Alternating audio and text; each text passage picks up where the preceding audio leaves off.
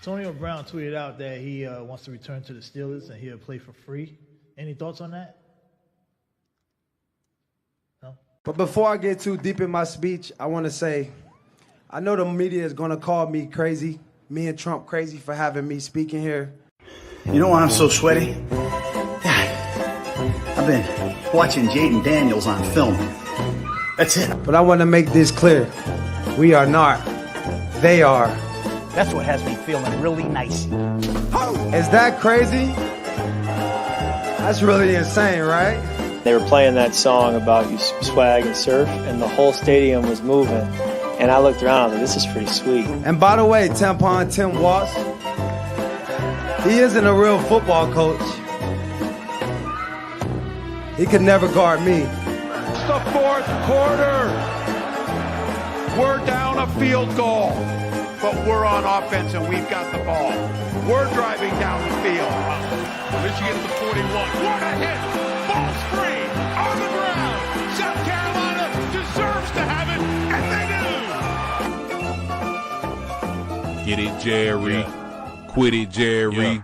Retire, Jerry. We gotta fire, Jerry. Boy, you know this team super bad. I ain't lying. No. Every week we taking belt to ass. That shit piss me. That cannot complete a simple pass. Where he trying to? Man, how long is this shit gonna last? Who you throwing to? In the criminal justice system, sexually based offenses are considered especially heinous.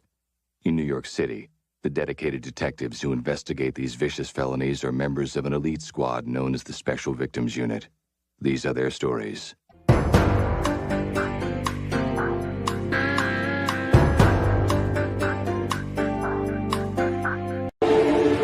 so happy and grateful that the Lord has blessed me to play in some snow, to be in true football weather in Cleveland, Ohio at Huntington Bank Field today to give him the glory. It's a beautiful day. Sure feels like you're playing in the AFC North. It is. It's magical. Thank you.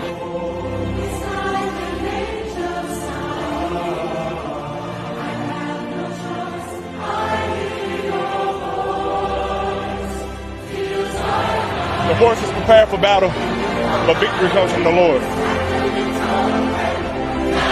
I thank the Lord and I rally the troops because we're about to go to war.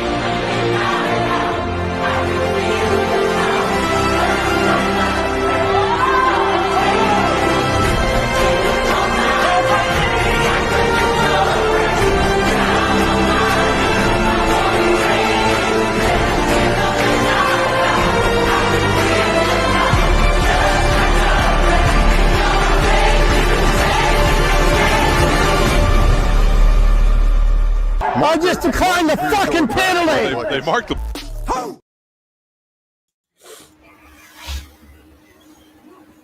I just declined the fucking penalty. God damn it. Hey everyone, welcome to a USA Christmas special. It's just us so far. Everyone's having a Christmas day out there, not being on this show. Yeah, because they're fucking white. Whiteys.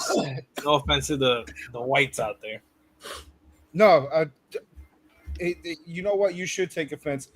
We're better than you. We celebrate a day early, bitch. Haha. We get to open our presents at midnight. You don't. Haha. Fuck you. You gotta wait for Santa Claus to show up. We have like Santa shows up for us on Express.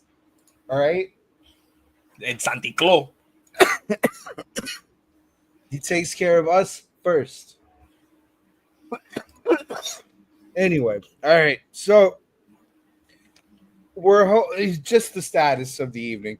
We're hoping to get Brendan. We might get PJ. Brendan's stuck at the in-laws. You know, we forgive him. PJ, we don't forget. We don't forgive. We never forgive PJ. It's always his fault. Fuck him.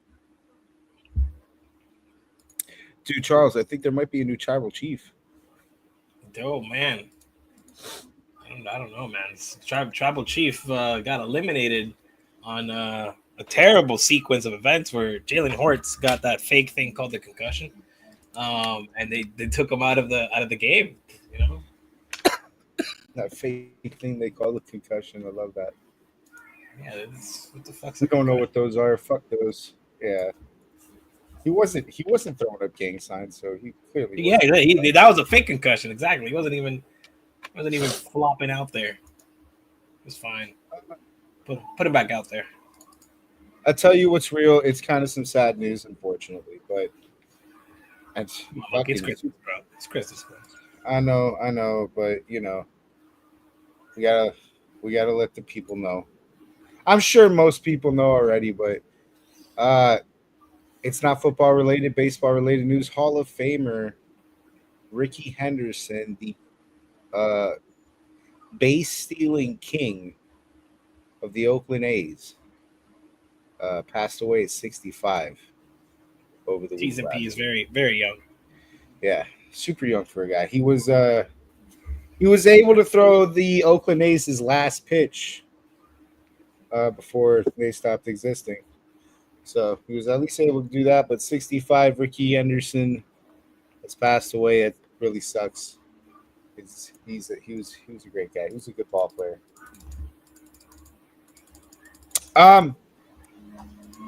In some other news, football related news, Deontay Johnson. He's had quite a week.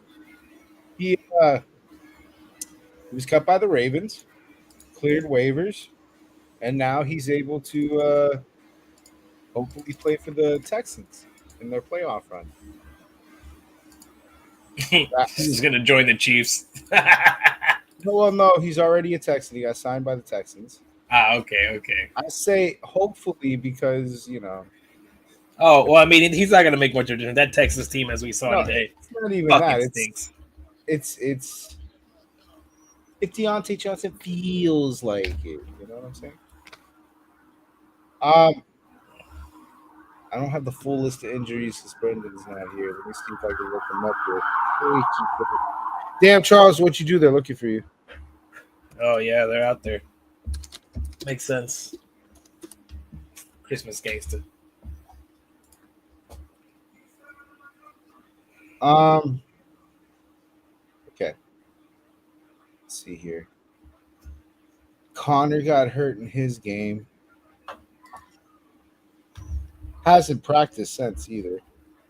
So it's a little bit of a weird week because we're covering what happened last week and also these two games. So did today anybody get hurt?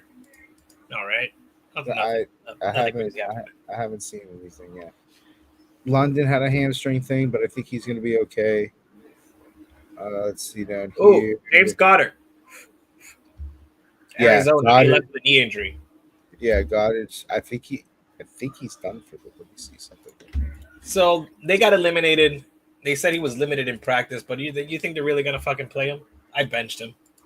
I don't see it with them being eliminated. I don't. Why risk it, right? Or Dallas Goddard, right? No, James Conner. Right? James Conner. Yeah. Yeah. Injury update. Worry. Yeah. It's not looking. Kyle Pitts lost his hands. If he had any. Yeah, he hasn't practiced all season. No, never mind. He was limited. He was limited in practice all season. Yeah. But it's not looking all that great, is what they're saying. Yeah, it's probably not good. Let's see here. Dolphins defensive lineman Calais Campbell might be released if the Dolphins fall out of playoff contention. Kendall Fuller was ruled out for the Niners. Jordan Brooks was hurt, didn't return. That sucks. I don't see it. Oh. No. That's it. Gardner Johnson was ejected from the game. That's it. Yeah, okay. So we're good on that. There was one big one, though. There was one fucking huge one.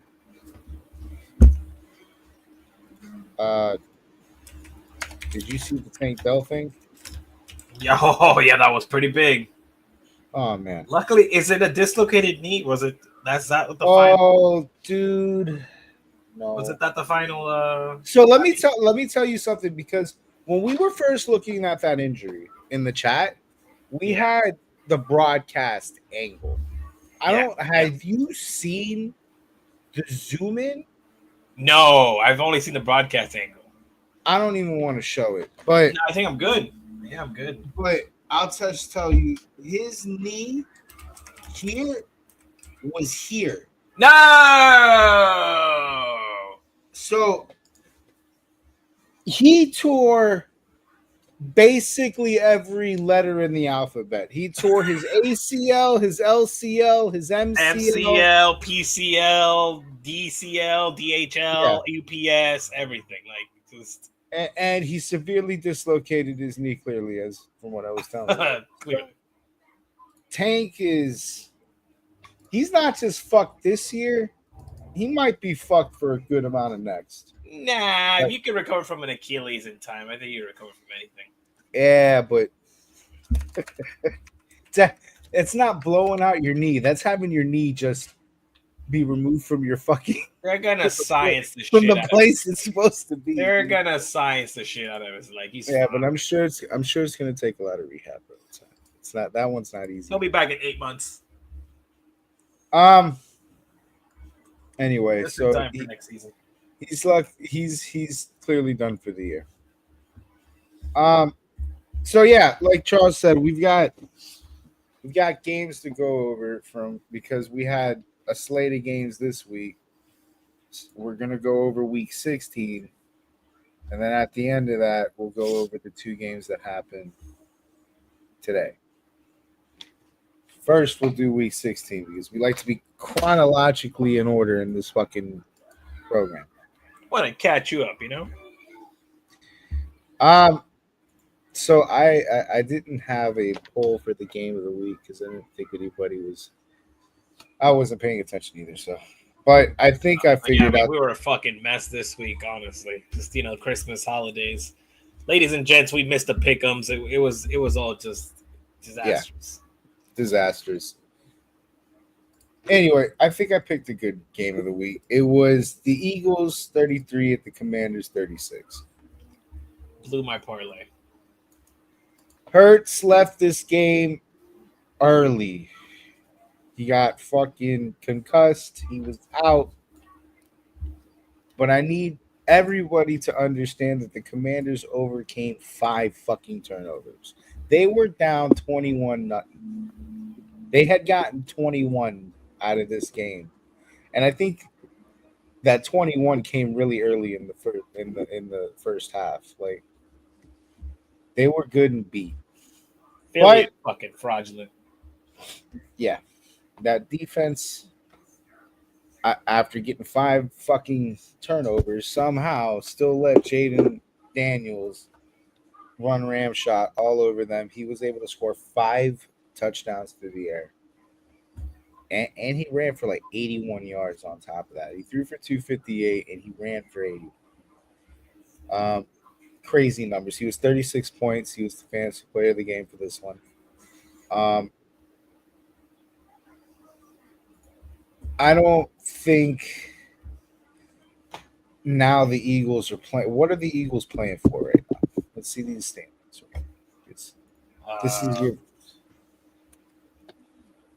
This is going to be what a base. Can't imagine Mutton can't get the 1 seed anymore, can they? Yeah, Really? I don't. I think they might. Yeah, they're 2. Yeah, they're fucking. They're pretty screwed because the Lions are probably and the Vikings. Yeah, they're probably. So what I would assume is going to happen is they'll probably keep Hurts on the bench 1 more week. They'll call it rest, or they'll say on the concussion. So that, and what do you call it? They're still running for Saquon Barkley's record. Oh my God, Saquon owners, rejoice! It's going to be the entire offense. Yeah. So if you're next 2 weeks, this next 2 weeks is going to be the entire offense. That's going to be what I'm going to tell you. I just wanted to make sure. You know what? Give me bad advice. He might play on Sunday, and then they rest him week 18, just so he doesn't rust out. Nah, I think they'll keep him benched for a couple weeks. Run the concussion. Let the concussion run its course. It honestly depends on how bad it was. It was a pretty shitty hit. I mean, I understand it's football, but shitty hit. I mean, I don't care. It's whatever. Fuck the Eagles. There's no excuse to not win a game for 5 turnovers. I don't understand how that's fucking possible. Texans in shambles. That's happened twice this season now, by the way. Dude. I gotta say for one thing, believe in Jaden Daniels going forward, because that kid looks like he's gonna be L-Jax 2.0 with the way he plays ball. And that's gonna be great for fantasy owners that have Jaden Daniels. I feel like this kid's he's been consistently in the leaderboards. That's one thing that I had noticed with him. Well, we just got to watch out for the CJ Stroud regression, sophomore slump issues. Very true. Very true. Very true. And we have a lot of lessons to learn with that CJ Stroud thing because we did say the same thing with CJ Stroud. But CJ wasn't also putting up running back numbers. True. This guy is leaving the pocket, bro. And he's extending plays. He's making shit happen. And for whatever reason, like, they really, when he goes, because he catches a lot of these runs, the 81 carries, or the 81 yards, it was off of 8 carries. These runs are going for like 15, 20 yards. And what I'm noticing is when he's taking off, they're always in a drop back cover 2, and they're always pulling off of the fucking line, and they leave him there. And I don't understand. This is where I don't get Vic Fangio and the Eagles, because it's like, how do you fucking not see this happening? It happens over and over and over again. Like, it's a Vic Fangio experience. He doesn't leave anybody in the spot. Like, you clearly see the kid able to rip off 15 yards. I understand Scary Terry is scary, but you're letting the kid fucking kill you, and he doesn't even need to dunk under you. He just can run under the ball. I don't understand why they weren't putting somebody on. Like, it was happening the whole game. I don't understand why they weren't putting somebody on him. Granted, I don't think that would have helped. The kid's fucking lightning quick, but could have tried something different. I think that's been settled, though. Jaden Daniels and Bryce Young. I think that's been settled. Granted, Jaden Daniels is on a better team. I mean, but who would have thought a year ago you say the Commies are a good team, you know? Exactly. Although I still like Scary Terry. Yeah. But besides that, really never much going on there. Very suspect of the Eagles, dude. Very suspect. Granted, Hurts left the game early. Could have been different. They were beating the fuck out of the Commanders when he was in the game. Yeah. He fucked that up. That's insane. I don't care who your backup quarterback is. And they didn't have a bad backup, bro. It's Kenny Pickett. Yeah. Serviceable. Dolphins wouldn't know anything about a serviceable backup, but yeah, serviceable. Yeah, bro. They had Saquon Barkley running for 150 yards, and he had a couple tuds too. So it was like they had a 97-yard performance from Brown, and he got in for like they had a nice head start before Jalen Hurts died and blew up, and they had 5 fucking turnovers. 5. I don't get how you fucked this up. Which, by the way, Brian Robinson Jr., can you please hold the ball? Like, what is wrong with you? Oh, man, that at the end, the wide open first down game winner dropped. Wide open. And that was after we could catch that.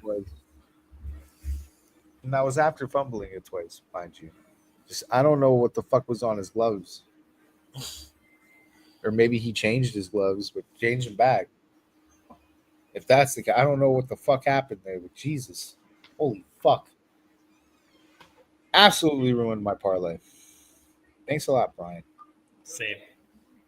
They weren't solely responsible, but. No, he was. He was solely responsible. I had a 7-leg or 6 hit touchdowns. This cunt. You know? Anyway, all right, let's get to another game. Patriots 21, Bills 24. Exciting start to this game. Divisional madness, honestly. The line for this game was Patriots plus 14, and I thought these people at Vegas are fucking insane. I don't give a fuck what the Patriots record is.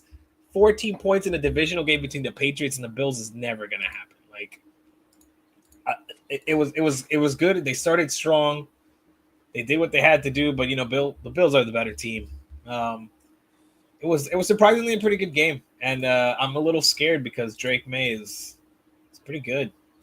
He's having a good year given the shit that he's playing with, So he is. That Drake May kid is actually pretty fucking good. Josh Allen is Josh Allen. I don't think anyone's gonna question that. Yeah, the Bills are, man. It's rough. Like I think they're the favorites to like get out of the AFC. They I are. see them fucking it up either way because the way football goes, but they would be like on paper. Yeah, they're probably the ones that are going to the bowl. I don't think so though. Like I think they're the favorites, but I think they just something fucks up, man. Something always this division, man. This division has everyone has this Achilles heel of stupidity around them, and the Bills are not. It's just the only thing that stops that is Patrick and the Chiefs and their devil magic. Devil magic. That's they've laid that curse on themselves because like in the playoffs, the Chiefs just it doesn't matter. They have their number. Yep. So it's how are you feeling about Josh Allen in the MVP race? Yeah. Just I mean, because it's a QB trophy, yeah. If not, I'd give it to Saquon if he breaks the record. I think you should have given it to Saquon. I think you should give it to Saquon, but it's a QB award, so like. But out of him and Lamar Jackson, because that's really what the race is. Yeah, I still feel like you'd give it to Josh. Yeah, because pretty fucking down. I feel like he's way more important to the Bills than I mean Lamar is incredibly important to the Ravens. Yeah, but he's got when you throw Derrick Henry in that mix. There. Exactly, it opens up the offense, and like this is the, his numbers are the way they are. I feel because he has a good tandem. The plays that Josh Allen makes are just more impressive, even though Lamar is literally like a walking Madden like fucking trick player. But like, man, Josh Allen just imposes himself on you. Like this is big white boy you don't expect, trucking people over, juking people over. Like, I don't know. It just seems Josh Allen's a madman. I think what they need to figure out the most in the next, I mean, what are they can't get the 1 seed. Nope. I would sit because they're banged up at the receiving core. Keon's banged up, Amari's banged up, Shakir's banged up. Like, I would start resting these guys. And the way Josh Allen plays football, I would maybe try to talk him into sit too. That's what I would do. Because they're locked up now. They're good. They're not going anywhere. Their seating's pretty much decided. The best thing for them to do would be to rest their team. Oh yeah, for sure.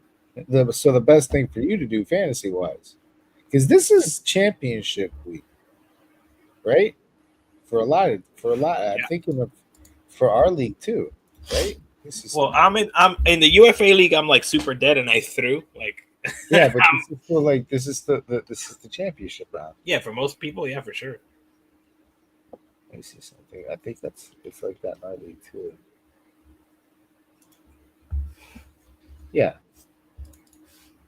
Let me see who. Well, I guess we'll get to that segment, but Joe Henry League is all that it's about in my book. Like that's where I'm at. Yeah, this is the championship week. Oh well. So I would. Oh my God, Turco has Josh Allen. I wouldn't be dependent on any fucking Bills in this week for sure. Hey, I still got James Cook. I'm sure he'll still cook. Nah, James will be all right. James will be all right. But most of the receiving core, you had a brain, you'd sit them because they're banged. I hope Josh Allen only plays the first half. That'd be cool. This one had big, huge fucking implications in the North. It did, but if you know this division and you know how the Steelers go, You knew the Steelers had no chance here. I don't know Steelers because 17, Ravens 34. Historically, this game usually goes the other way. Nah, but see, the Steelers beat right. him once already, and this is that end of the season. Again, like the announcer was saying, like 11-0, they've done this shit before, like overachieving record catches back up with them. I don't know. It's just I've seen enough Steeler football to know that they had no chance here. So yeah, Steelers 17, Ravens 34. Jesus. And I think now they've tied up the North. See something here. Ravens are now leading the North and control their own destiny. Oh yeah, they are. They are leading the North. That's right, because they played today, didn't they? Yeah.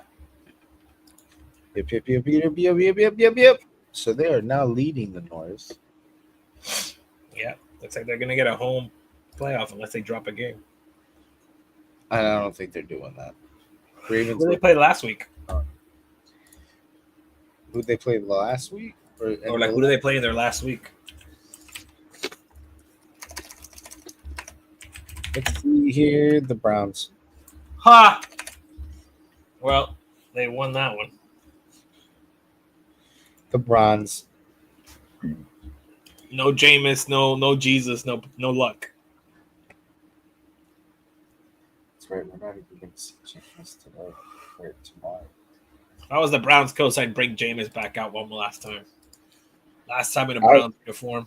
Just fucking let it go, boy. You're in Miami now. Let it go. God, I wish. That's a nice place to cut to put Old Yeller out. Please come to Miami and be Tua's backup. So when he gets CTE, I'm at least gonna get interesting football. Anyway, so yeah, this one said that Ravens fucking dominated the Steelers. Russell Wilson's throwing fucking. He's dipping right into fucking Denver Bronco Russell Wilson. He threw that egregious looking fucking pig. Literally doing the same thing today he was doing last week. Yep. Yeah. Cooking ramen, Russ. Cooking ramen. Pittsburgh's getting the full Russell Wilson experience. They got the Seahawks experience, and now they're getting the fucking. And this one was like a back and forth because he was cooking for a second. Well, he was, yeah. Same thing today, really. He had moments where he looked good and moments where he looked, wow, why'd you throw it like that? You are very bad. So, it is the new Russ, baby. I think he's, you know what it might be? The age is getting to his eyesight. He's not seeing these linebackers anymore. Must explain what happened back in the Super Bowl, too. Yeah. Which, you know, man, he had that other. I think it was in this game where he fumbled the ball in the goal line. Was it this game? Yeah, I think it was. I think it was the Ravens game. He had that fumble in the goal line. Let me see something here. Yeah, he did. He had a fumble here, and I was thinking, man, that's a painful fucking turnover at the goal line. I can't imagine a situation more painful than that, where you turn the ball over at the goal line for Russell Wilson. Yeah, never happened before. Yeah, that's never happened before for him. That's gotta be rough. But listen, so when it comes to both Steelers and Ravens going forward in fantasy, these guys are safe. These guys are playing for position. Well, the good news for the Steelers is they'll get the 5th seed and they play the Texans, so they should be able to beat the Texans. Yeah. Super fantasy relevant still. Jackson had 21 points in this game, so 3 touchdowns, 207 yards. It was nice. These guys are still safe in the end. Their games going forward are kind of easy, so I would definitely keep Ravens and Steelers in your lineups for championship week. It's these two teams are still relevant. This is the advice that you can get here because You didn't ask for it, but here it is. We are giving it to you. you could be a fucking idiot and starting people that are going to be sitting, but I'm going to let you know that the shit. There's just some teams out here that aren't playing for much. Speaking of, these two teams are the Vikings 27, Seahawks 24. This was a fucking great game. Whew. A little bit of a struggle there, huh? Yeah, dude. Makes me question, like, you know, I got to question, like, the Vikings when stuff like this happens. When it's like, are the Seahawks good or are the Vikings bad? Like, I can't quite. Vikings records high. Yeah, but you start asking those questions, and then fucking Andrew Van Ginkel fucking does some crazy shit on defense, and you're like, all right. Man, if only team that had that guy really stupid for letting him go. Crazy. Yeah, man. I can't imagine. Imagine if we had a guy like AVG in Miami. Fucking imagine. Chris Greer would never. 2 sacks, 2 tackles for loss, 3 quarterback hits. Like, this guy was in this backfield a lot. A whole lot. It's almost like he keeps doing this. It's crazy. Darnold had 3 touchdowns, had a fumble. But it's okay because he recovered it. But 3 touchdowns. Jefferson fucking went off 144 yards, 2 touchdowns. And a lot of that came in the second half. These guys. Oh, where were you last week, bud? When I got eliminated. Needed you there, bud. Needed those 36. Now, going back to the playoff picture for the Vikings, they're fucking. This is some crazy shit right now. Lay it on me. They're 13-2. Right? Right. 5th seed.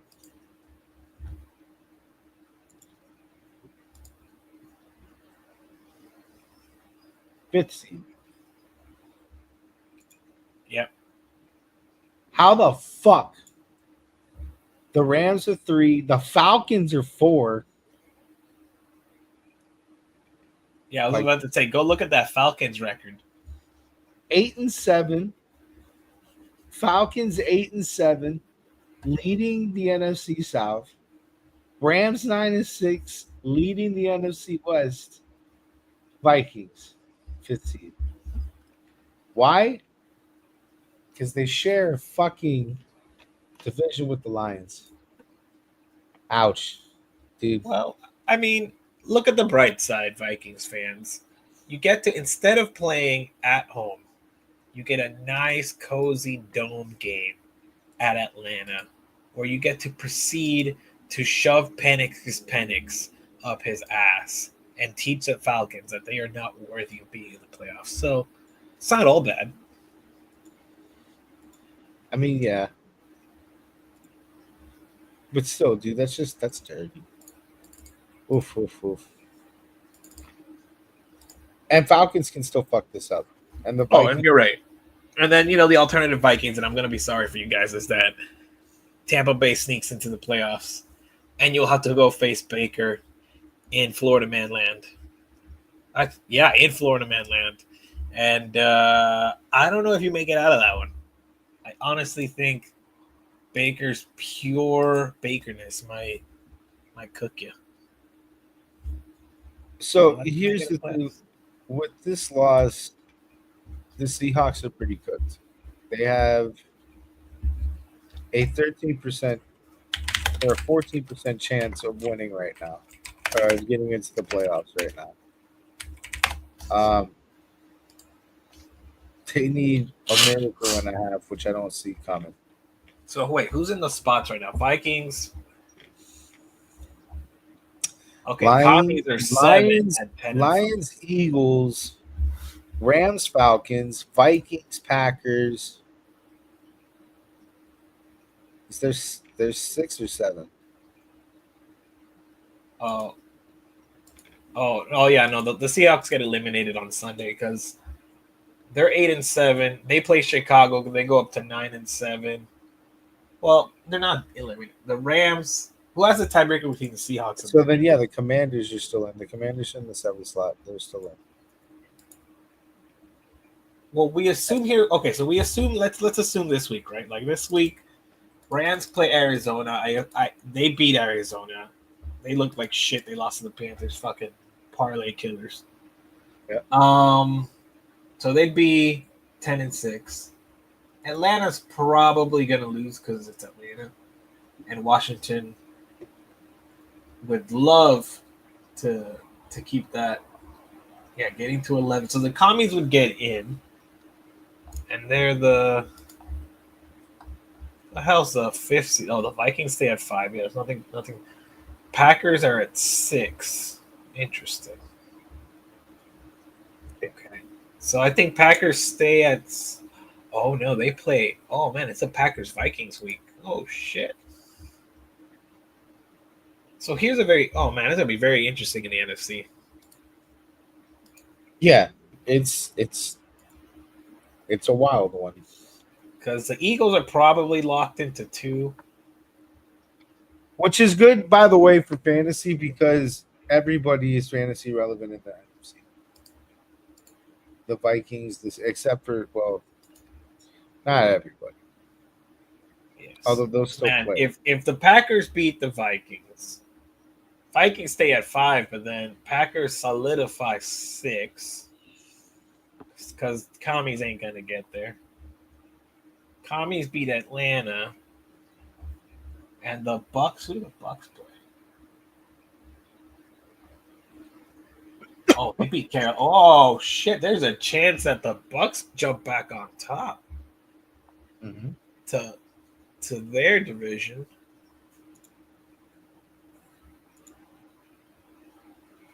Falcons lose. Commies lose to 11 wins.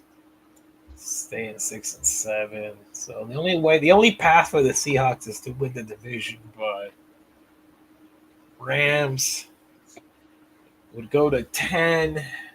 They'd have to beat Skid at 9, so you have to hope that the Rams. I don't know who has a tiebreaker. Let's see. Tiebreaker.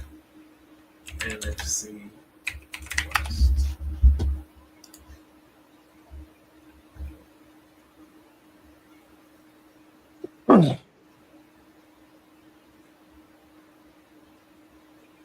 Conference 7-5.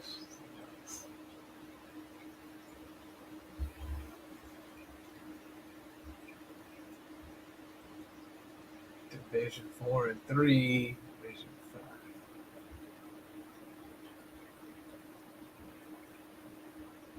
Oh, okay.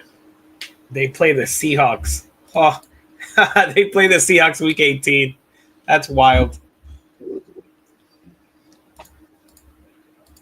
So these guys going forward looking safe, which is good for Justin Jefferson owners because dude's going off 36 points, 10 receptions, 144 yards, and 2 touchdowns. Like, what more can you ask?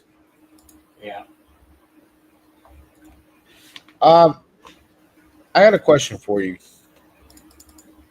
Yes, sir. It's a question that was asked by the entire nation. The entire nation is asking this question.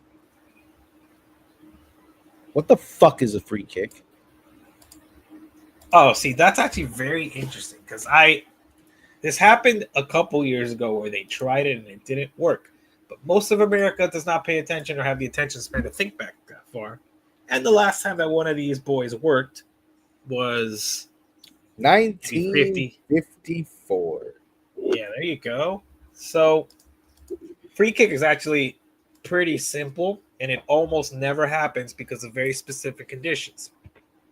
So the rule book says when you catch a fair kick, from that spot, you can choose to free kick a field goal. Now, a fair catch, you mean?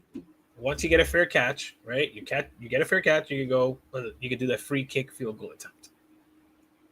But so you don't advance the ball, you get where the punt is, you can go for it. Now, the reason it never happens, well, okay, your team catches a fair catch.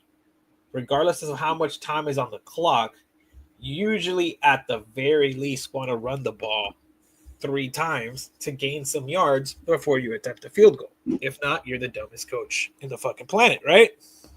So this basically never happens. So what happened in that specific scenario for all of that to go down? Like why did they go with the free kick? So matter of 2 things.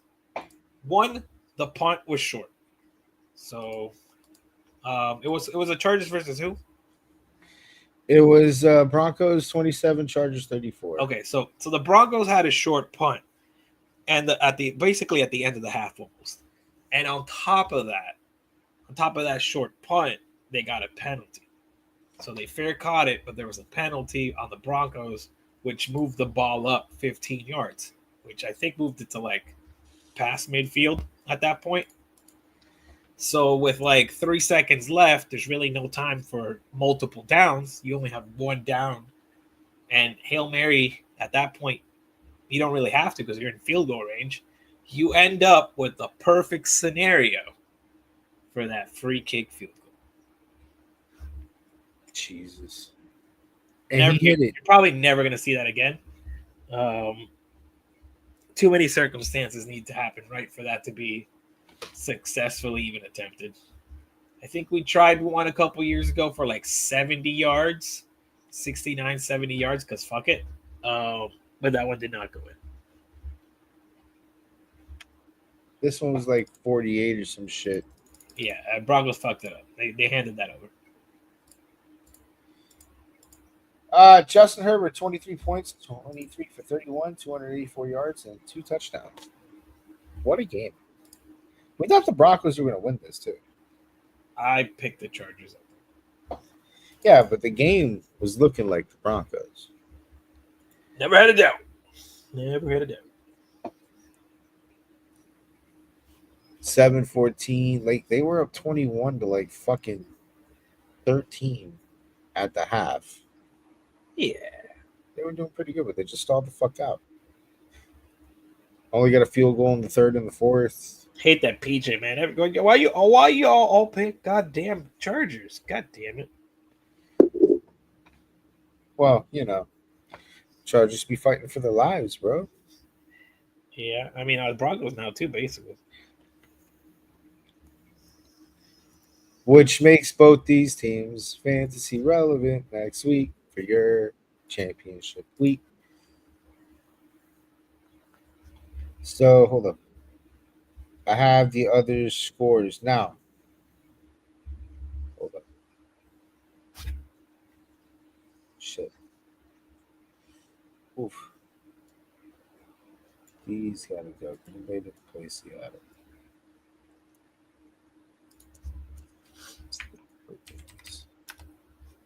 All right, cool. My bad. Let me know when you want to stop. Sounds good. Tampa Bay 24, Dallas 26. Stop. Yeah. This is actually the funniest timeline. I see the funniest timeline developing. And I'm here for it. I'm here for it. And I'm sorry I'm gonna break this down for you. I know it's Christmas, Cowboy fans. I know you just finished your dinner a couple hours ago and you're laying down watching this program and thinking, I enjoyed a good day. Holy breast, baby Christ, whatever. And I got to watch some football, although it wasn't that great. But my team didn't embarrass myself on Christmas. So you know what? Feeling good. And let me tell you, Cowboys fans, enjoy that feeling. Because what's happening right now, these wins, everyone's sticking together, backing McCarthy, beating Baker, these close games, and maybe end of the season you're out, but you're still fighting for the culture, for everything, for being America's team. And let me tell you what your reward is going to be for that. You all are going to change nothing. You're going to run it back again, baby. Guess who's getting an extension because of this? That's right. Big old Mike McCarthy. Congratulations, Cowboys fans. You get to do it all over again. Keep your coach. Run it back. Dak won't get hurt this time. Like, as a Dolphins fan, let me tell you, this creepily similar to our lives. And let me tell you, aside from the playoff wins, like those Mickey Mouse wins you get every once in a while on the wild card,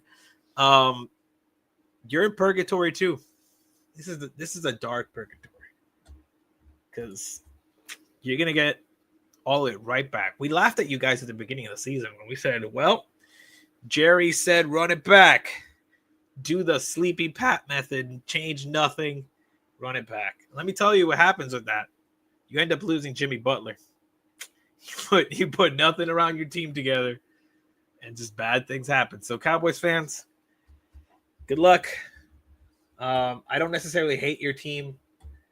I just think it's very funny to watch the parallels between the AFC and NFC Dolphins, but good luck. You're getting your whole squad back. Nothing's changing. These wins, though, hurt that draft pick and keep it rolling, baby, because you got more McCarthy time. Any other thoughts, Bucky? You're muted. Mike McCarthy sealing his win. Or his job. His legacy, bro. It's a Cowboys legend. On a win because Baker Mayfield ran out of time. Amazing. Cinema. And it's going to be, you know what's even better? The Eagles are now stuck to their position, right? So they play the Eagles next. Guess who's going to look real good beating the Eagles? Who's going to look real good beating them Eagles? How about them Cowboys? Backup quarterback. And you know what? Your record, here's my favorite part. Their record's going to end up something like, 9-8? If they win out, 9-8? They're going to be like, darn, we just barely missed the playoffs. If only Dak hadn't gotten hurt. And that's going to be the perfect narrative to protect McCarthy. It's going to be great. You guys see you again, Cowboys. Congratulations. He's better than Dak Prescott. Can't believe it. Well, yeah, I can. But that's insane. It's going back. Right back. Houston 19, Kansas City 27. Football event. San Francisco 17, Miami 29. I mean, it's only us here, so we might as well talk a little bit about it. Yeah. So, I would first like to say that my fraud alert couldn't be any more legitimate when I put Deebo Samuel on fraud. Yeah, I forgot about Where the fuck have you been all year, Deebo? Just out of nowhere? This fucking Deebo. When it doesn't matter? When you've already fucked all your fantasy teams? Whoa! Breaking tackles, spin moves, runner. Oh my god, the catches, the athleticism. This Deebo that everyone was banking on the entire season just locked away, showed up to just show off on the Dolphins. He was like, "I'm feeling good. I just came back from Tootsie's. I'm gonna show off tonight." Before I played on the Dolphins, bro. Wasn't enough to get them the win because that team fucking sucks, but sorry, it's the rule. We beat teams under 500. The defense was surprisingly underwhelming. I mean, Let's talk about Tyreek not catching a bunch of balls. Yeah, hey, what the fuck is with that? Because checked out, man. He's on his way out. He's checked out. That's what I think it is, dude. It's time for me to go, coach. His excuse is going to be, my wrist and the cops. Maybe he's building the perfect case. He's building the perfect case to sue the cops. I'm still I've said this a couple times throughout this program and throughout, the season. But he's building the perfect case. He's gonna say, like, look at my statistical averages. Stats don't lie. I was missing those catches because my wrist was messed up because I got arrested. Like, he's playing the long con. Some of those catches were disgustingly bad, though. Well, drops, rather. Non-catches. Like, one hit him in the hands, and I'm just like, dude, what the fuck is going on? Yeah, it was disrespectful. Sorry, fantasy owners. Just rough go at fantasy. Yeah, anybody who picked him number one, you're a fucking idiot. Sorry. It's okay. I'm an idiot too. Let's see. Oh, here's a About football. that, let's see. So technically, the Dolphins are alive. The Broncos could lose out. Yeah. So I don't think the Niners are alive anymore. I think they're dead. No, that was officially they were eliminated before they played the Dolphins. Yeah. So the Niners are dead. The Dolphins, they have. Here's their path. Their path is Broncos lose out. That's it. Well, no, there's a couple of ways. I mean, you can say the same thing about the Chargers, but Dolphins have to win out. Their next games are the Jets, the Browns, and the Jets. Miami needs the Colts to lose one of the next two to the Giants or the Jaguars. They also need either the Broncos or the Chargers to lose out.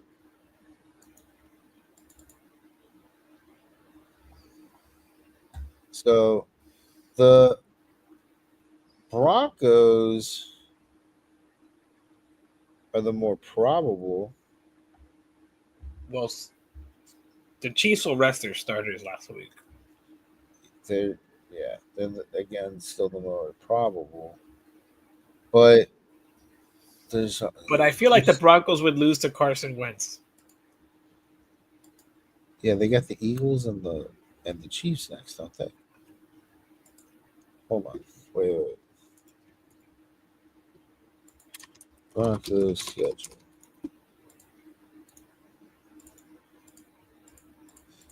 They have the Bengals and the Chiefs next. And then Broncos gonna probably lose the Bengals game. I can't see Bengals dropping that. Then they got the Chargers schedule, which is so you better hope on the Broncos. The Chargers have the Patriots and the Raiders.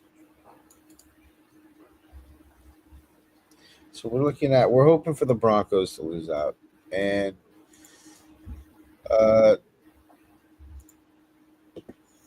what do you call it? The Colts to lose one of their next two. So that's a tough ask. It's a but again, there's no reward here. There's no reward.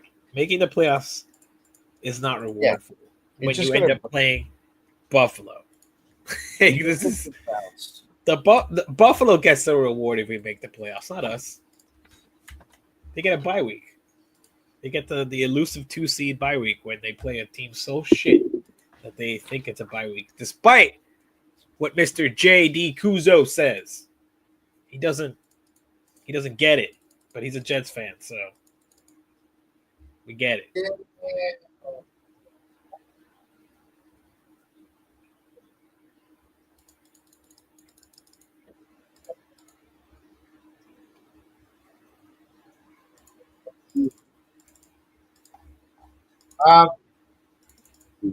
Giants 7, Atlanta 34.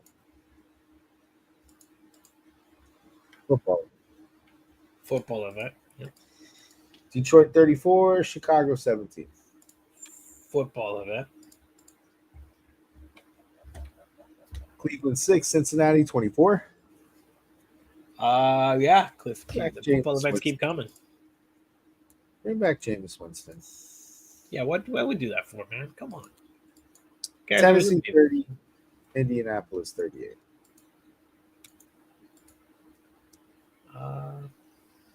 No. You know what? Jonathan Taylor in this game? Holy shit. Yeah, that was the only. Do you have this fantasy stat? 40 points, 218 yards, 3 touchdowns. Holy shit. Right? Yeah.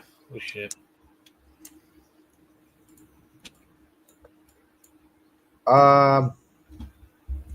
Rams 19, Giants 9. Why did they struggle so much? This shouldn't have been as close as it was. That was an odd game. So I would like to let everybody know before I say this next score. It is double XP weekend. Oh, how did I put my parlay on that without looking that up?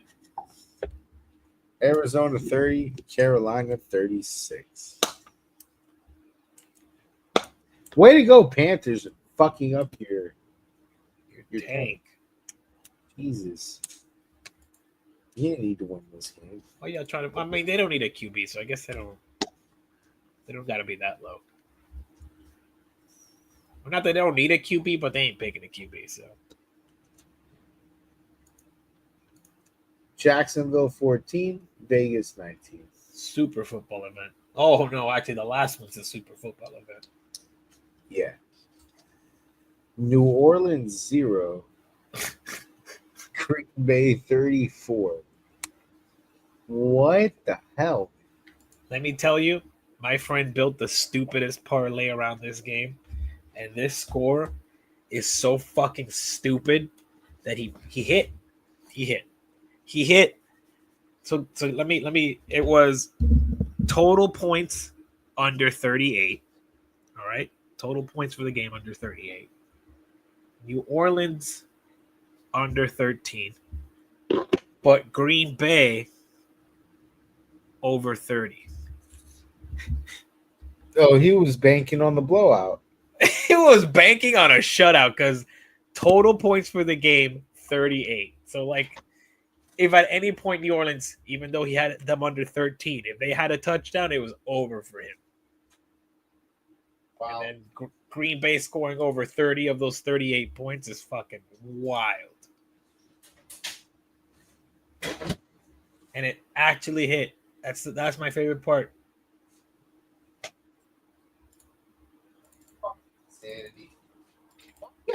So maybe that's the secret. You got to build parlays so fucking stupid you think like, there's no way this happens.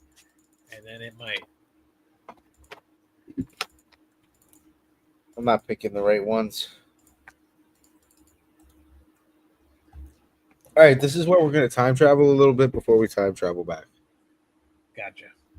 Right? Oh, I see. Yeah. It's without counting the fantasy leaders of this week. Yeah, because it's kind of hard to do right now. I mean, I can't get the stats. I mean, that's fine. Like, you know, the people's fantasy week is currently in progress. It started today. Nowhere near ending yet. So this is this is what wrapped up yesterday. Chiefs 29, Steelers 10, Russell Wilson. Same shit as last week. Jesus, dude. What the fuck, Russ? Get it together, will you? Cooking ramen, bro. Dude, he one interception, and it was like the worst Russell Wilson interception of all time. Freiermuth had a fumble that was like egregiously terrible. He was running with the ball on the wrong side of his fucking hand too. He had it completely split. Fucking Steelers did nothing. This is the Netflix debut, boys, and we did nothing. This is classic. Classic end of the season Steelers. Hey, Tomlin is above 500 though. That's Steeler football. Standard is the standard. Can we let Isaiah Pacheco score touchdowns again? Can we do that? No, that's not going to happen. Try again next season.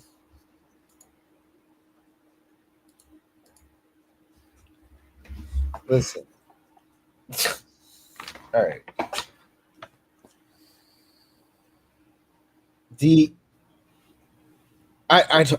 I have such bad hopes for the Steelers going into the fucking playoffs. Like, with the way they played this game today, it just doesn't. First off, The Chiefs didn't have Chris Jones for this game. Like they didn't have much penetration going in or they shouldn't have had enough penetration going in the middle, and yet offensive line was just letting people through. And the times that they did have a pocket, Russ, it didn't matter if he did or didn't have a pocket. He can't make decisions worth the shit. Some of the throws he had were just fucking terrible. It wasn't even just the picks. Like he was just off, like super fucking duper off. He had a moment in He the had the first Broncos. half. He was on his Broncos mode. He had a moment in the first half, and it was the same game script as last week, where you just shit in the bed on the Netflix special on Christmas. You did this on Christmas. Terrible. I'm sorry. Let's see here. Wasn't even on fucking Xavier Worthy had a great day. 79 fucking. Oh man, yeah, that's gonna be probably a fantasy leader.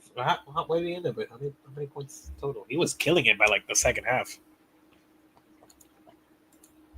Travis Kelce also had a good day today. Yeah, he had a good game.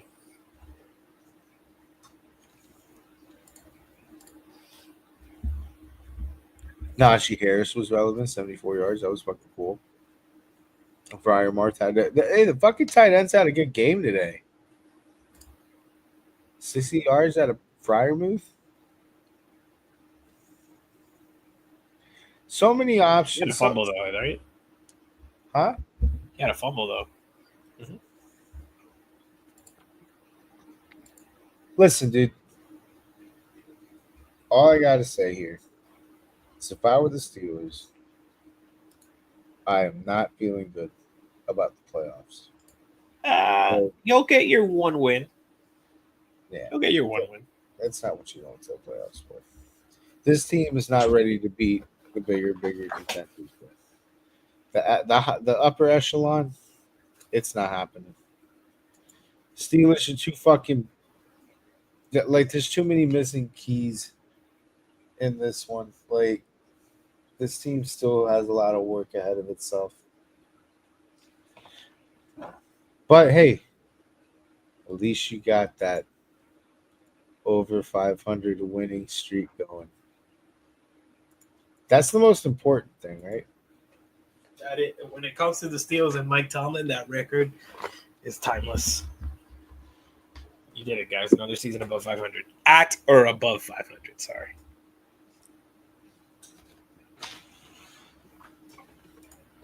I wish I didn't have to talk about this. All right, next game or today's game. We're talking about the football event that took place in the afternoon. Yeah. Holy shit! It literally put me to bed. This was painful to watch. Oh my god! What? He was born and he was crying. Ravens 31, Texans 2. Imagine that the only points you score in a football game are from fucking tackling Derrick Henry in the safety. 2. And a rookie did that. Brought Derrick Henry down. In the fucking in the backfield. It's crazy for the safe. That nuts. Those are your only points. Didn't even grace this kid with any more points out. Oh fuck. Hey, Texas, congratulations. You get a home playoff game. Yeah, for what? Team shouldn't even be in the playoffs. Someone has to win the AFC South. Unfortunately. CJ Stroud, fucking terrible. This was the worst CJ Stroud performance I have ever seen in my if you told me like this was his rookie year and he did it looked like you put a rookie out there and they came up with that. Dude, he was missing terrible throws. He was so 17 for 31. He was fucking horribly inaccurate. His QBR was 13.2, dude. Insane.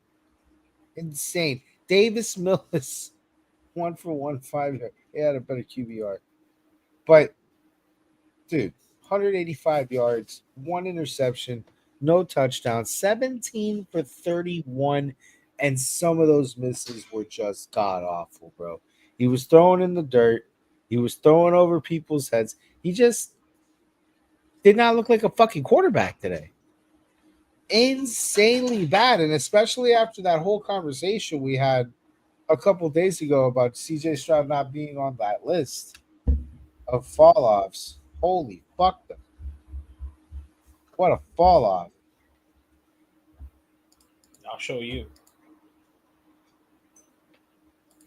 It must be nice, Lamar Jackson. This is probably why you won't get MVP, though. It must be nice to win a game and score 31 points, and you only threw 15 passes.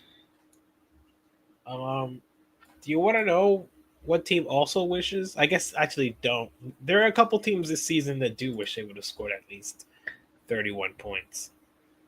3 of those teams, terrible teams. One of those teams is the number 1 seed. Yo, that graphic, where is it? Let me get it. So we were graced today with a great graphic about teams that haven't scored 30 this season. How their life is looking like. God, y'all talk too much shit. Where'd you put it? In the UFA chat or in the I think it's in the UFA chat, and then we flooded it. You could go to like media. Yeah. After all those 404s, it should pop up. Oh my God. That's right. We had that whole thing with StreamYard. We lost Cody. See, we were supposed to have Cody on this program tonight during the Christmas special here, but he couldn't copy paste the link. It just wasn't working for him. And then we had a whole shabaco with Messenger sabotaging our links, and it's just us. It's just on Christmas. It's not here either. Maybe you did put it in the. It could be in the Diddy chat. The Diddy Diddlers. Yeah, here it is. Diddler Paradise. I got it. All right, I want to bring this up for. All right, bring that up. Bring that puppy up for the viewers so they can see that we are not bullshitting status. This was shown today. If you were watching the game, still awake today, watching this. Because PJ will deny this. We're not going to allow that. PJ's a fraud, unfortunately. Love the guy, but he can't show up. Teams to score 30 points or fewer in each game this season. The Giants, who are 2-13. The Raiders, who are 3-12. The Patriots, who are 3-12. And the Kansas City Chiefs at 14-1. Excuse me. Scratch that. 15 1.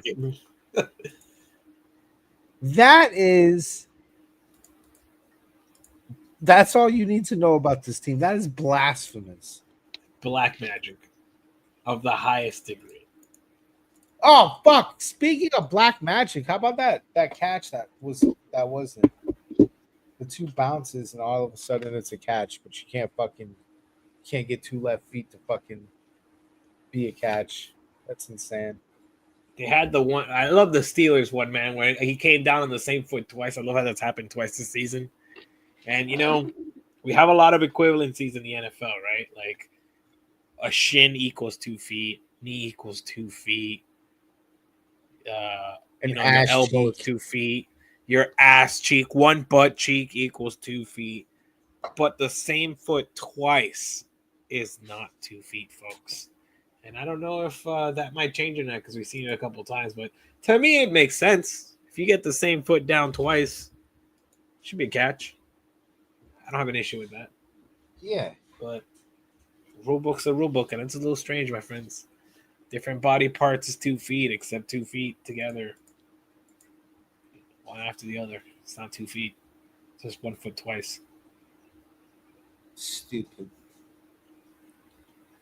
It's a stupid qualifying. Anyway, get back to the fucking football event. You know who's really happy this game happened? Lamar. Everybody's like, "Oh, MVP, MVP, MVP," but like I said, I don't think this helps Lamar's case because clearly, fucking, his team is good, dude. Derrick Henry, 147 yards, dude, and a touchdown. Insane work. Lamar also 87 yards and a touchdown, so he put in some work on the ground too.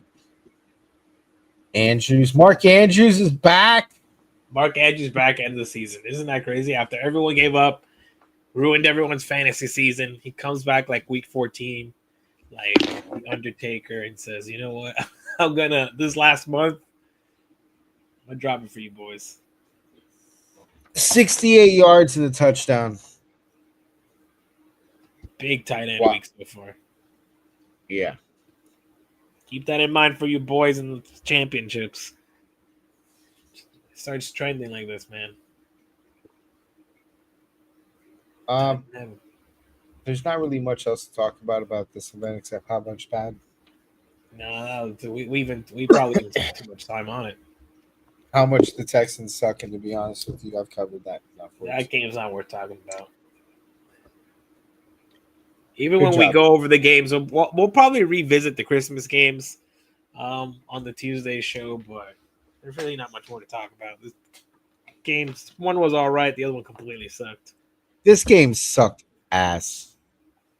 3 and out, 3 and out, 3 and out, 3 and out, 3 and out, 3 and out, 3 and out, 3 and out, 3 and out, 3 and out, 3 and out, 3 and out. Why'd you wear those uniforms?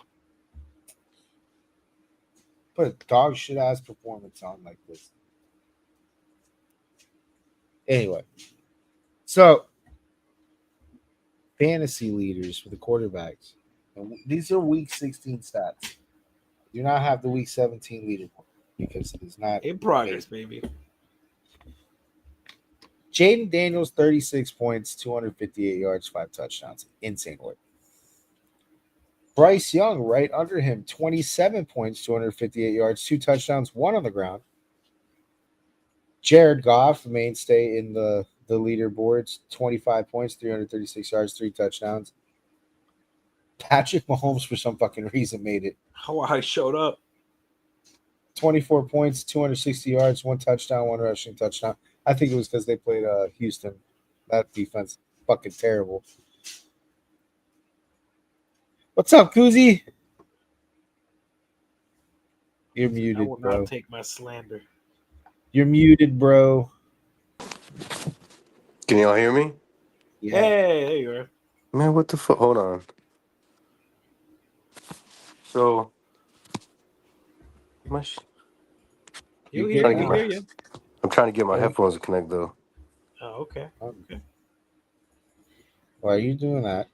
Where was that? Oh yeah, Geno Smith rounded that out. 23 points, 314 yards, 3 touchdowns. He lost. Poor guy. Running back Jonathan Taylor, 40 points, 218 yards, 3 touchdowns. Jesus Christ. Chuba Hubbard, 33 points, 152 yards, and 2 touchdowns. Holy shit. What were the Panthers doing out here, dude? Bro, it was Cooking, apparently. To watch, and it knew that I had money on the whole parlay about who won it. And they said, "Look, let's fuck it up. Let's try to fuck it up." Devon I think Achane. Kyler invited everyone for fucking double XP weekend, and like that's what must have happened because everyone was playing like shit. James Conner died. Hey, shout out my team in the Dynasty and NFL's King League. Both teams snapped. You get to play for the belt next year. You should be happy. I am. You're gonna get defaulted into the other league. All right. Devon Achane, 31 points, 120 yards, 1 touchdown. James How many Cook, points? 31 points. Expected. James Cook, 28 points, 100 yards, 1 touchdown, 1 receiving. And Saquon, 27, 158 yards, 2 touchdowns. What a week for running backs when Saquon Barkley is your 5th best. Oh, shit. There we go. No, yeah. There we go. All right. You had to reconnect. All right. Receivers kind of mundane. Just Justin Jefferson, 36 points, 144 yards, 2 touchdowns. Then we had Keenan Allen with 29, Brian Thomas with 28, Jameson Williams with 26. A bunch of who the fuck are these guys? Oh, and here we go. Who was number 5, Monkey? Who made the top 5 wide receivers this week as number 5? Welcome to the list for the first time this season. Just in time for week 16. When it's already, he's done. Fuck you. He's been eliminated off 80 million rosters. Debo Samuel, how you doing? 25 points, 96 yards and a touchdown. Thank you for coming to the program, Debo. Thank you for being a fantasy player for one time this entire season. And a loss to the Dolphins. In a meaningless game. Debo. You proved that it was all their fault. It was never you. It was never you, Debo. Debo! These people owe you an I'm gonna apology. back out and come back in. He deserves to punch the long snapper twice. Yo! How dare you talk shit to the kicker, bro? Lock in, Debo. No, that's it. He's right to talk shit to the kicker. He is locked in. He's locked in. He 25 fantasy points, tried to carry that sorry ass team, and it's their fault. It's their fault. Debo's locked in already. He's locked into a 46 ADP next year. That's what he's locked into. Debo's so fucking dead to me. So dead to me. I'm telling you right now, because of the fantasy season that I've had a fucking terrible fantasy season, okay? Oh, this guy's been ass. I only made it in the playoffs in one fucking league, and I got eliminated in the second round. I had a terrible fucking season for the belt league. I had a terrible fucking season in the backup league. I am swearing off. I am going to rehab, fantasy football rehab in the off season. A lot of bad luck in fantasy for everybody, honestly. I'm cutting my addictions to Christian McCaffrey, to Tyreek Hill, to Debo Samuel, Mark Andrews, even though he's on a redemption arc. to Mark Andrews. He fucking weird. Too many 0-point games. Go ahead and Kirk Cousins. Yeah, go ahead and throw T. Higgins in there too, because every time I start, old boy, he don't do shit. But when he's on my bench, he's showing out. Fraudsters of the highest order. You know who I'm picking next year? I'm making sure I'm getting next year. Jonnu Smith. So at least I know he's doing good. You know who I'm picking next year? Bobby Boucher. Hell yeah. He's never done wrong. Bobby Boucher, he's a fucking killer in fantasy. You know what I'm saying? Man's out here. It wasn't a good week 16 for tight ends. Brock Bowers had 21. None of these guys, except for one, had a touchdown, what I'm about to tell you. Brock Bowers, 21 points, 99 yards. Chig Okonkwo, 19 points, 81 yards. He plays for Tennessee.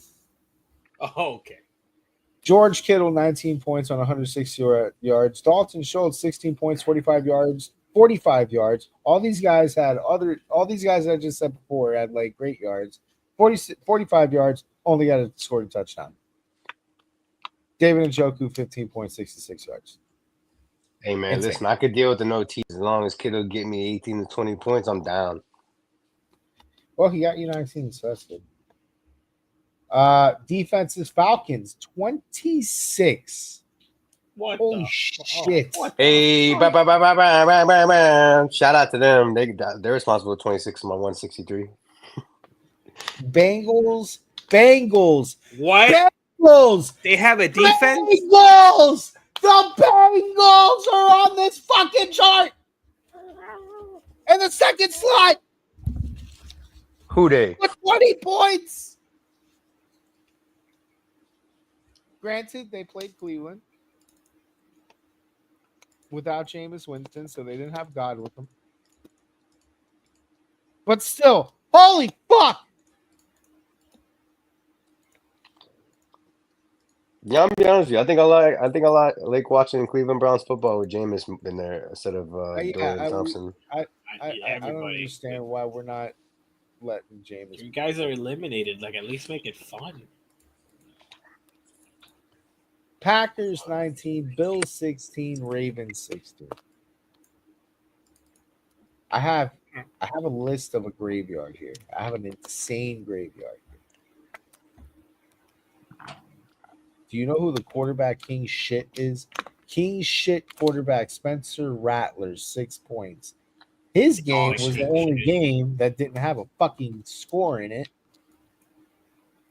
Matt Stafford. Wait, hold up. Going back to that Saints game, was that the first shutout of the entire season for any team? Of the entire year, season. yes. The Texans tried really hard today, but they got their 2 points.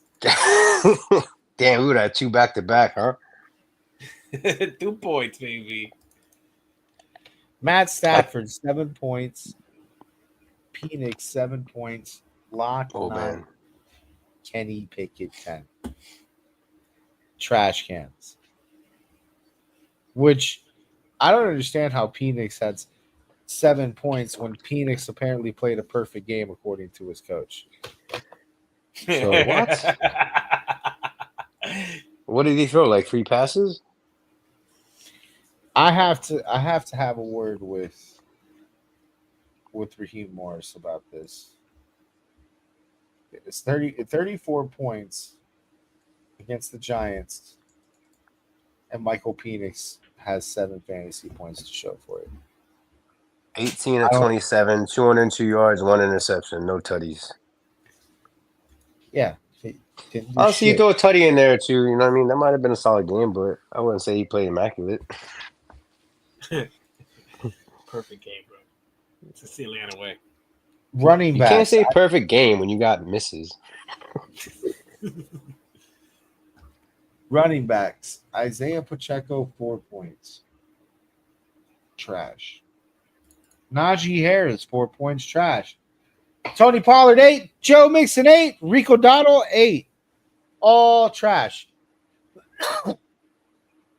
Amari Cooper had 2 points. Christian Watson had 2 points. Keon Coleman had 2 points. Jerry Jeudy had 4. Cooper Kupp had 5. Cooper Kupp has given up on the season. That's it. Bench him. It's over.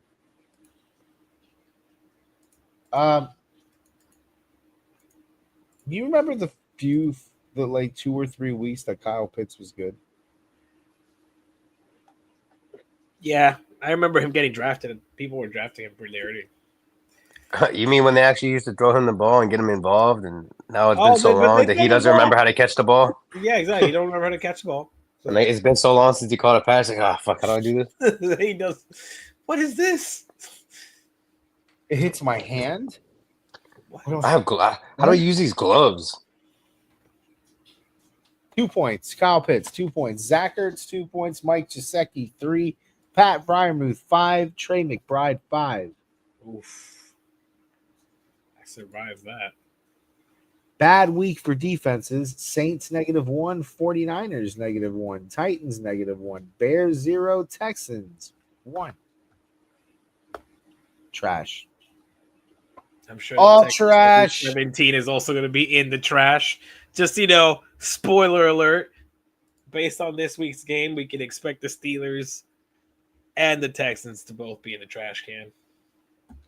So we have coups for our next segment, which will be fun. We have to sound the alarm for fraud alert. I have a double fraud alert. I had to amend my fraud alert to add someone else. So we'll do the football one first. Cincinnati Bengals defense. That's who I'm frauding this week. So Cincy, you mean to tell me that you can't? You just chose not to. You can score fantasy points. You've just said fuck doing that this whole season, clearly. Like the unit entirely can go fuck itself. I don't know how Joe Burrow hasn't murdered every single one of these fucking people. You think I don't give a fuck. You think I give a fuck, but I don't give a fuck that they're on the fantasy leaderboard this week because that shit's a fucking lie. They played the Giants. All right? It's a joke. It's a bad joke. Just like the fucking Bengals defense has been all year. Bengals are sitting here fighting for their playoff fucking lives right now. And if they find a way in, that defense needs to bend and worship the fucking ground that Joe Burrow and Jamar Chase walk on because it's not because of that. I hate this unit. I hate this unit for Joe Burrow because I don't think Joe Burrow hates this unit enough. And if we're being honest, they haven't been playing defense since he got here. It's just been all Joe Burrow and shit. They haven't even gotten him offensive line help.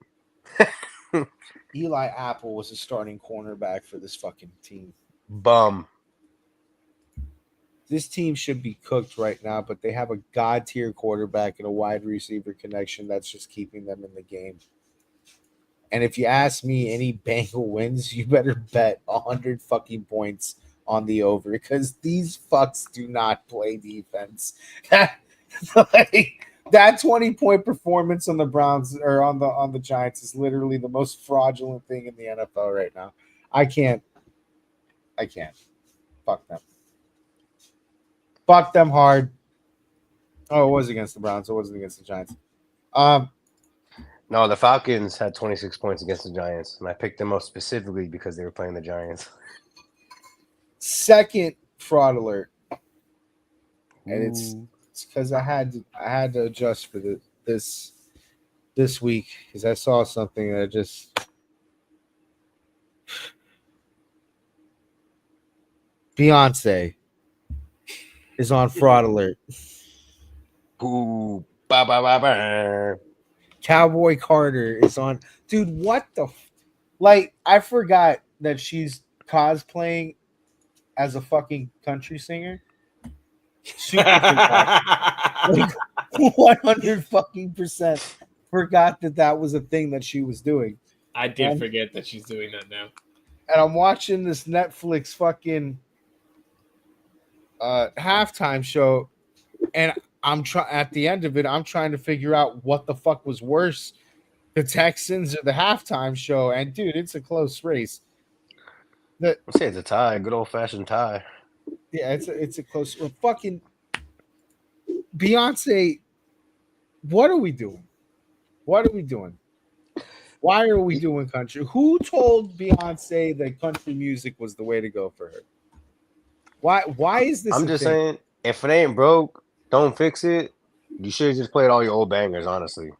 Yeah, there's two things that I would have rather than hear what I heard. I would have rather listened to regular country music, like played by a country singer. I don't care if they were female or male or whoever, just a country singer that sings country as their day job, or just regular Beyonce music. Like, I would have been okay with either. Not Beyonce cosplaying as Beyonce singing Jolene. Okay, I'm not into country music. I don't like country music. I'm not into country music, and even I know that shit is sacrilegious, okay? Beyonce singing Jolene shouldn't be. That's insanity. And it wasn't even good. No, it wasn't. It was fucking terrible. And let's keep it a buck. That was a glorified, celebrity karaoke because she ain't seen none of her tracks, just like covers. Bunch of cowboy covers. I would be more mad if I was a fan of country music, but I'm not. But if I was a fan of country music, I'd be fucking pissed. I'd be like, slinging some hard R's around, getting angry. I guarantee you more than half of that stadium was drunk off their shit. Singing. Oh, you knew that. You know they was mad. Whispering to their wives some fucking crazy racist shit. Shit, they might have been even drunk enough to where they didn't even whisper. They might have yelled it at them. You know how them country folk go in Texas. That's a good old boy state. They be hiring these DI singers now, taking my country music. Unbelievable. I thought this was America.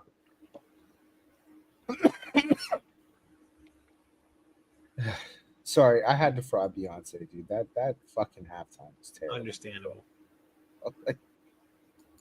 It's please never do country, Cowboy Carter. That is trash. That go back to singing. All I'm saying is, at halftime NFL games, you play your bangers. You don't try no new shit. You don't bring out your new music. You do that at concerts, at your concerts and tours.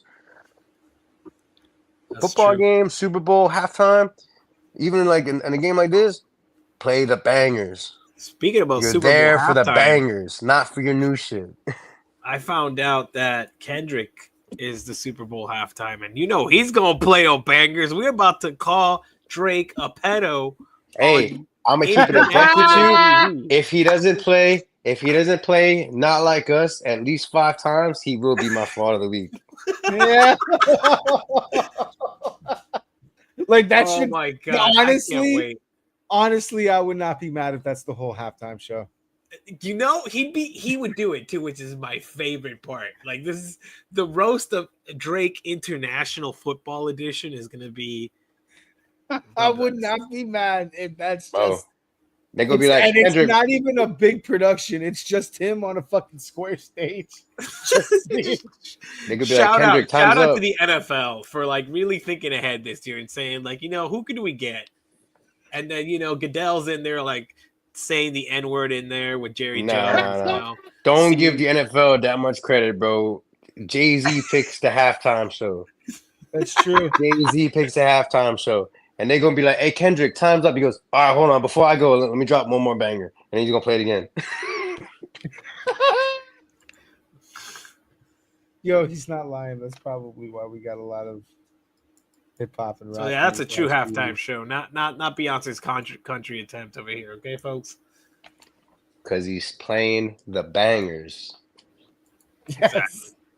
Playing the bangers. He's gonna play what got him to that spot, as opposed to getting to that spot and playing some new shit. You know what I'm saying? You only got 15 minutes. Don't be playing no new shit. Yep. All right. I'm gonna let Kuz think on what he's gonna fraud. Charles. I got my fraud, and it's on the same energy as Monkey. It's also a 2-parter, almost very parallel to what we just heard. Let me tell you. Number 1 fraud of the week. And we've discussed this a little bit today already, but let me reiterate for everyone who might have missed a part of this program. Debo Samuel. Debo,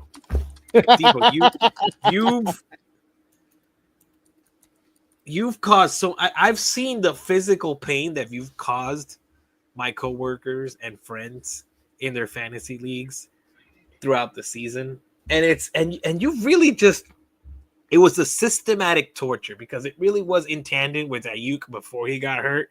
And then there was a moment of hope that we're like, well, Debo's done shit all season, but I guess he's competing with Ayuk in targets. So now that Ayuk is gone, they got that second wind of hope. And you know what you did, Debo, with that opportunity?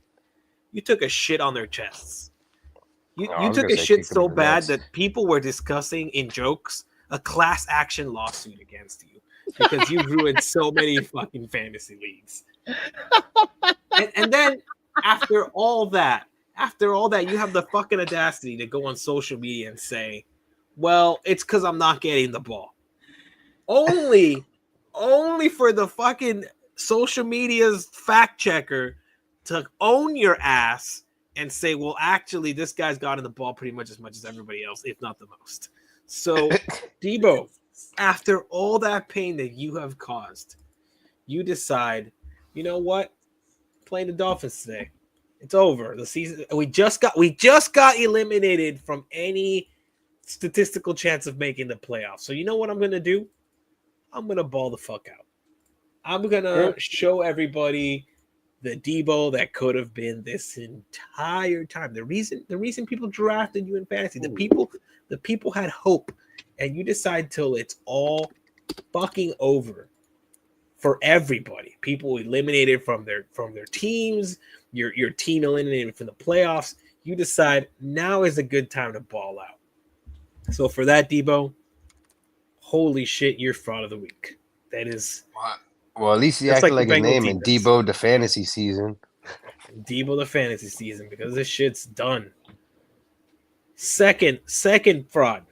Much like Beyonce. Before you get to the second one, let me answer this real quick because we actually got a fantasy question. Oh, I like these. I do like these. Ertz or Okonkwo? Isn't that the Titans, dude?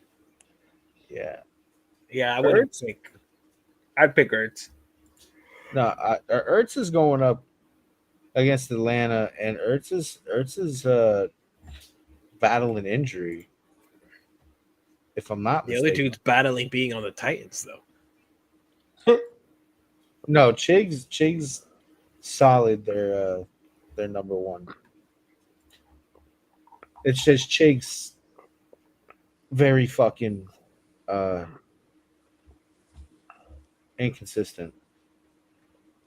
But I'm pretty sure Ertz has an Check issue. on the static of Ertz, because if Ertz is good to go, I'd pick him. He's played the last 2 weeks. He just hasn't really got much points. I think he got like 2 points. I think he got 4 points this week and like 2 points the week before. See, that's the trap though, because Chig was on the top 5 this last week and Ertz was on the bottom 5. So now you're like, well, I'm gonna pick. Ertz is fine. Ertz is fine. He just had a quiet day against the Eagles. It's not from injury. Fucking, but Ertz has got Atlanta, dude. Who's Okonkwo playing? Yeah. Who's what? Chig's playing Jags, dude. Oh, that's yeah. Fuck. I actually like Chig. I actually like Chig over Ertz. It'd probably be very similar, but yeah. And if man, fuck up Atlanta though. That's what it is. Ertz is coming off of a concussion. Yeah, still out. I like Chig on the Jags because the Jags against the fucking anything that's catching the football, the tight end or the receiver is fucking terrible right now. And Chig's had an uptick. Let me see something with Chig quick here. Well, his uptick probably comes from Mason Rudolph playing at quarterback now instead of fucking Mayo boy. He had 19. He had 13 last week. He had 3 and 5 before that, but he had 14. Yeah, which checks out because fucking Mayo boy was playing before that. Yeah. Hey, y'all remember when Mason Rudolph got hit in the head with Myles Garrett's helmet? That was lit. Yeah. I'm not gonna lie to you. I'm leaning Chig. I think we would go with Chig here. I know Atlanta's pretty decent against the tight end, man.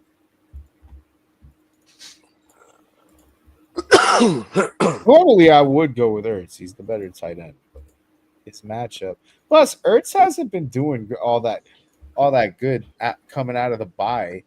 Like he had this string. Yeah, before that, he was a top 5 or 10 tight end for sure. He had this string at least. Like looking at his stats over here, he had 18 against Philly, he had 15 against Dallas, 12 against Tennessee. That's pretty good for Zach Ertz. And then he had that bye. He comes out of the bye. He's only got fucking 4.5 and 220. Against the Saints, he had 4.5. Which is crazy. And then 220 against Philly. And I don't like his prospects going into Atlanta, dude. I know they got him fucking estimated 9, but I wouldn't be surprised if he goes under that. I feel like Ertz all depends on if he's healthy. Because if he's healthy, they got enough weapons on the commies team for him to get a significant amount of damage done. Yeah. Like they won't be able to just cover him up like they cover other tight ends. Like commies low key got some weapons on him. I like Chig. I like Chig against the Jaguars. Jaguars defense is fucking soft as shit.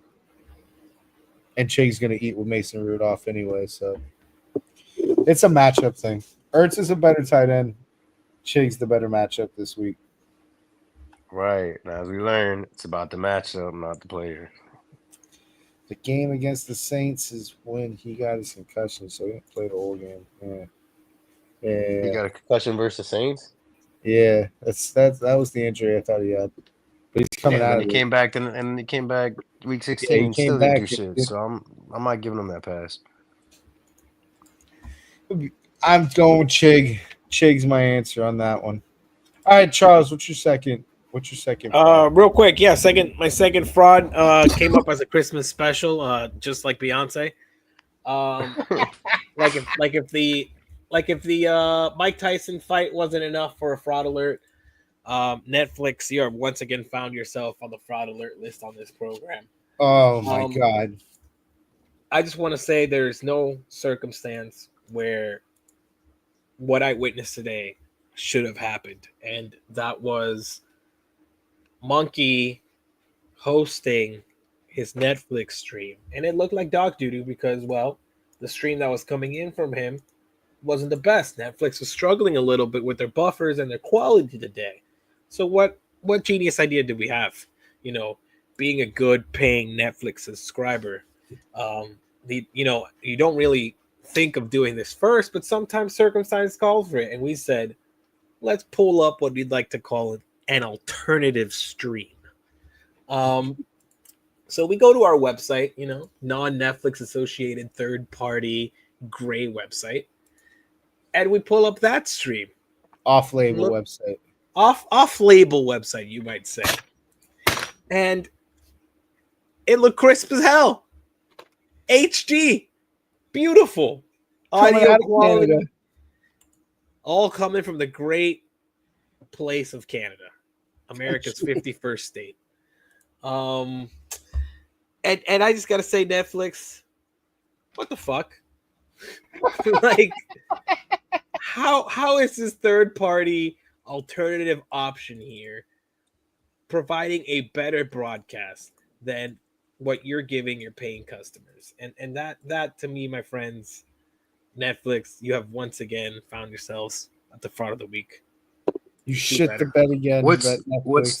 What's even more wild is that they're about to have Raw on there in like less than January 6th. Pretty much about 2 weeks, a little less than 2 weeks, right? And they have all those resources there at WWE to ask them how to fucking stream it right, and they don't asking nobody. Not even that. WWE we got it. Don't worry. WWE is partnered with TKO, who's done this with the McGregor and fucking Mayweather fight, and we can't get this figured out with Netflix, which is crazy. Like what? Nah, it doesn't make no sense to me. That's a good fraud. Fuck Netflix. Except Canadian Netflix. Canadian Netflix, you're awesome. Save the day. Do you have a fraud alert, Keys? Oh yeah, I got some frauds. First and foremost, my fraud of the week is going to be the Tennessee Volunteers. Y'all stunk up the field. You embarrassed the SEC. You guys talked all that shit about OSU, and you guys got embarrassed. You got your black blown out by Ohio State. I thought OSU was going down too, man. Now, don't get me wrong. OSU is good enough to beat them, but y'all got blown the fuck out. And their fans have been talking shit all week leading up to that game. My favorite part was the on Pat show where they were showing all the players shirtless. They're roasting the strength and conditioning coach. Yeah, yeah. Not a good look. Not a good look with all those chubby guys. I'm also gonna co-sign that take as well from them. I'm gonna co-sign them boys because they ain't lying. He's like, yeah, got a whole team. Nobody's Bunch of jacked. Everybody just got bods. dad bods. No, not one jack dude on that team. Strength and conditioning coach? Yeah, right. Donut buyer. Donut buyer. That's like Planet Fitness offering like pizza parties if you come to the gym. You know what I mean? But like it's at least in Planet Fitness also good because it tests your will right off rip. It's like no, I can do without that. But like them, they couldn't.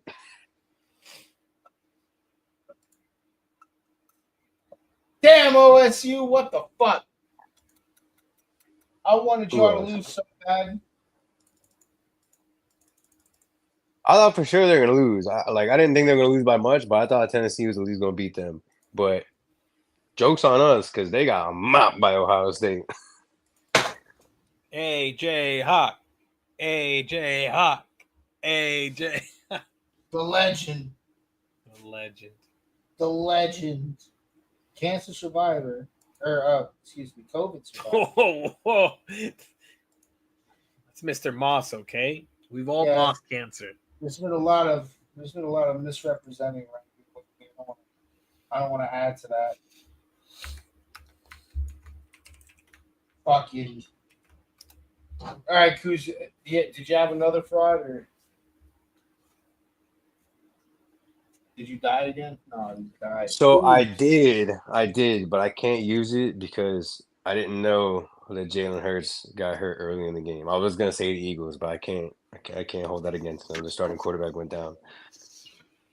Bullshit. I still got them on there. Fucking absolute bullshit. I'm sure if PJ was here, he'd still be calling them frauds. As a Dolphins fan, I can tell you that that's bullshit. 1, 2, 5 turnovers. 5. I don't care if you have what's that motherfucker's name? Which Tim one? Boyle. Tim Boyle as your quarterback. 5 turnovers, you need to win that game, dude. You know the Dolphins wouldn't win that game either. All right, fuck them. You tie me into it. Their defense for sure. Frauds of the week. 5 turnovers to what was it? 5-1. Yeah, and you can't close that out. 5-1, bro, and you lose by 3 points. Wild. Damn. So I guess that makes 2 QBs to have 5 turnovers and still won the game. Jared Goff. And that's what I was. Yeah, twice. It's happened twice this season. Here I was thinking Jared Goff is the only person that can have 5 turnovers in a game and still win, but it turns out that was a lie. All right. Let's do some start, so sit, sleep. Start, sit, sleep. Now, I'm going to have to pick another sleeper because I forgot my sleeper. Hold on. I also have one more fraud of the week. All right, go ahead. A lot of frauds.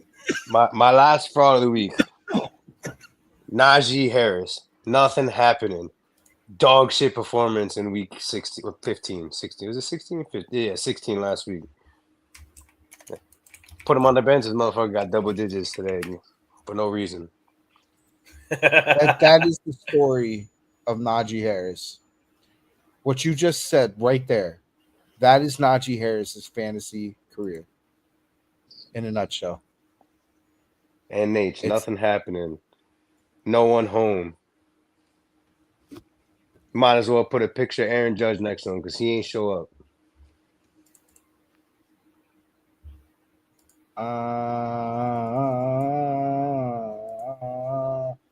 Damn,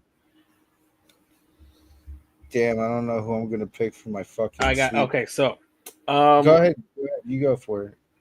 All right, so I made some adjustments for my finals week. I changed my lineup a lot, and I started by sitting James Conner, not only because he did have that injury, and even though he might be limited and he might still play, the Cardinals have now been eliminated from playoff contention, so they're not going to be one of those teams that could be playing very hard.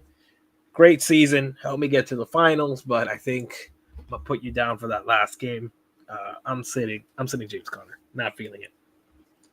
On a double, I'm actually sitting Trey McBride, for similar reasons, minus the injury, had a week last week, and now moving into this week again, Cards not fighting for anything. I can't expect them to get too much. Very critical. I know a lot of you are in your championship game, so I'm not feeling too confident in Trey McBride either. So I sat his ass as well. So that's 2 sits. My sleeper, which is not really a sleeper, but you could use, watch out for those defenses. Defenses, wins championships. I picked up the Colts, and I'm starting Banger their ass. move. Picking up the They're playing Colts. the Giants. They are playing the Giants. I sat them for the Steelers. Get this, I had the Steelers, and they've already put up a whopping 0.00. So expect that in your fantasy trash cans for week 17. So yeah, the Colts might save your ass. So have them there. I'm starting Baker Mayfield. I had Jared Goff, and I sat him down too. Thank you for your service, Jared Goff. I'm sure you'll have a decent week, but you're playing San Fran. Might be good for you, might be okay. I don't know. What I do know is that Baker facing Carolina, he's gonna rip their souls out. So they're fighting for a playoff spot, which makes this game very important for Baker and crew. So yeah, I started his ass. So start Baker Mayfield. He's gonna rip ass. I got Kyron Williams starting this week as well. Arizona again, dead. Ooh, probably gonna rip up some too. So a lot of shakeup, but you got to do what you got to do to win the goddamn championship. Raiders or Tampa D? Tampa. They're playing the Panthers. And it's not going to be like that. Honestly, they already had a close matter. call.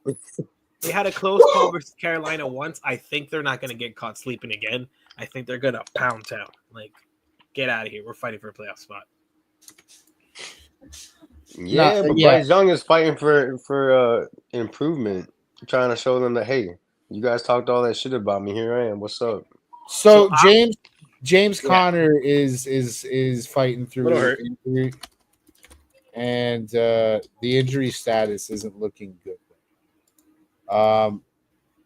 He was limited in practice basically all week this week. He's dealing with a knee injury. Drake and the London. Cards are. Oh, I was gonna say the Cards are eliminated is like the big important thing. Like they might not push him because there's no reason to. Yeah, that's the other thing.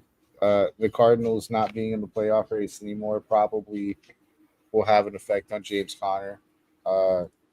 Because why rush him from injury if you're not playing for anything, and him being limited in practice? It's just the storybook doesn't look good for James Conner to start. And if he does go, he's probably going to go limited. On the back end, you got Drake London. Drake London's got Michael Penix. I know that there's this uncertainty. We don't know what Michael Penix, Drake London was going to look like yet. We didn't see much of that connection last week. I still would bet more on Drake London because of the Conner injury. If they're playing for the division. Yeah, they're still fighting for a spot. They're tied. The teams that are fighting for a spot. Yeah, they're at 8-7, fighting for the top of the division with the Bucks, who are also 8-7. But I think they hold the tiebreaker right now, so they're up. They're in first place as is. Ooh, Tampa, but you are fact. Yeah, but we are fact. Okay, so the Raiders' defense hasn't.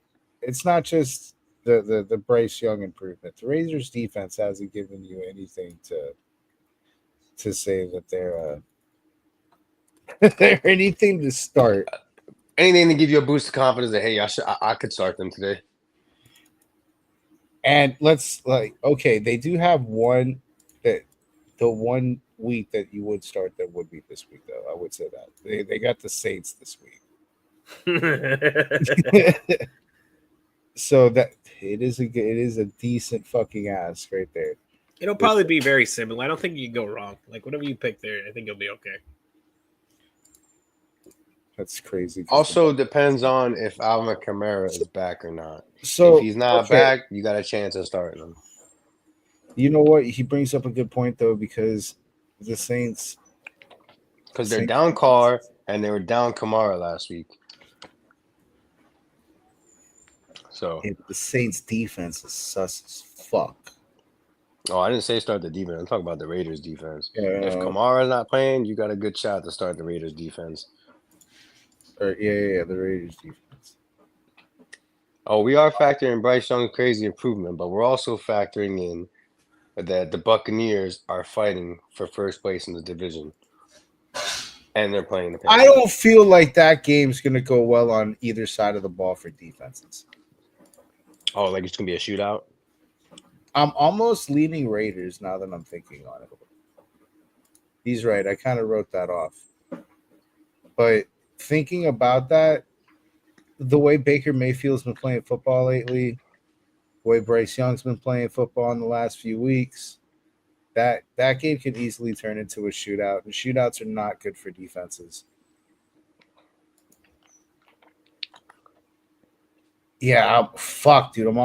That's a tough one because this isn't. I don't really like fucking playing the Raiders at all, but yeah, they're playing the fucking Saints. Or if Miami's defense is available, they play the Browns with no Jameis Winston as the quarterback. That might be a good matchup for your defense. And again, I bet nobody has the Colts in your league. You can always do that route too. Yeah. Well, hey, I got the Colts in one league I'm fighting for a championship, and the money league they weren't available. So I'm starting. Fuck, dude, you know what? I want to see something here real quick because I want to know. Because Bryce Young's been good. Bryce Young has also been playing like. I don't think he's been playing the greatest defense. Yeah, he played the Cards, the Cowboys. Played the Bucks not too long ago. Yeah, 60 points on the Eagles. Okay, yeah. Hey, you know what? We have a game to go on. 26-23. The last time these guys went, they went into overtime.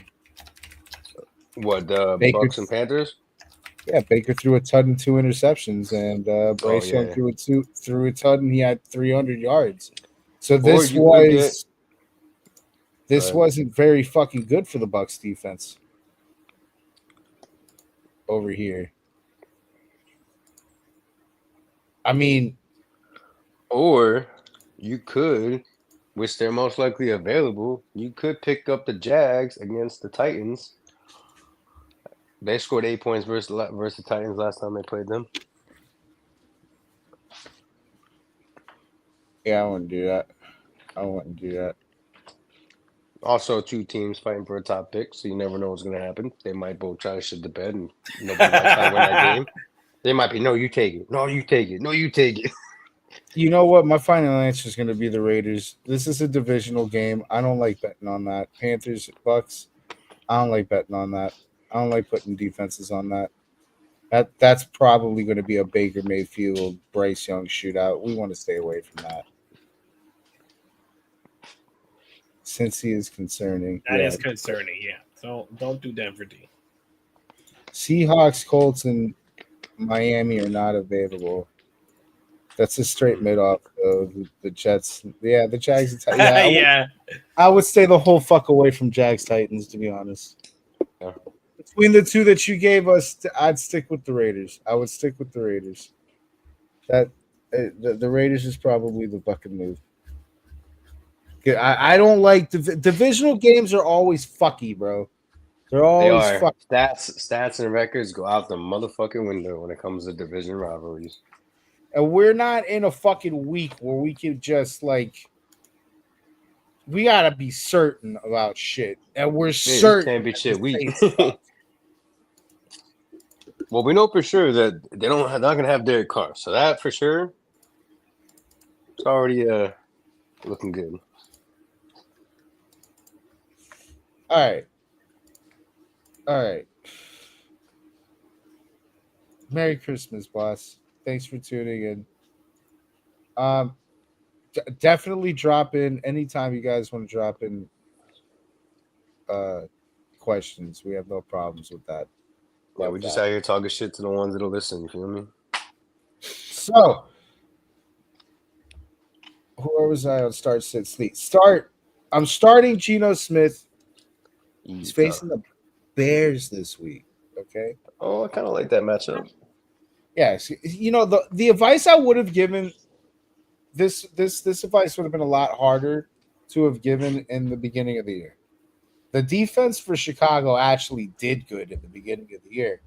And they only actually have 17 passing touchdowns put on them for the whole year, which is really good. That's like I think third or fourth in the league. But 10 of that 17 has come in the last 5 fucking weeks, bro. And it's just been an avalanche. It's been an ongoing downhill avalanche. Checked out. The Seahawks aren't mathematically eliminated, so they're still going to be playing like they still have a shot. Geno, even in losses, looks really good. I'm expecting 18-20, fighting for their lives. I'm sitting Brock Purdy. Brock is playing Detroit. That's fucking terrible for him. The Niners offense is not consistent at all. They've given up. They're going up against like the second best passing defense in the league. The Lions have only allowed 15 passing scores all year.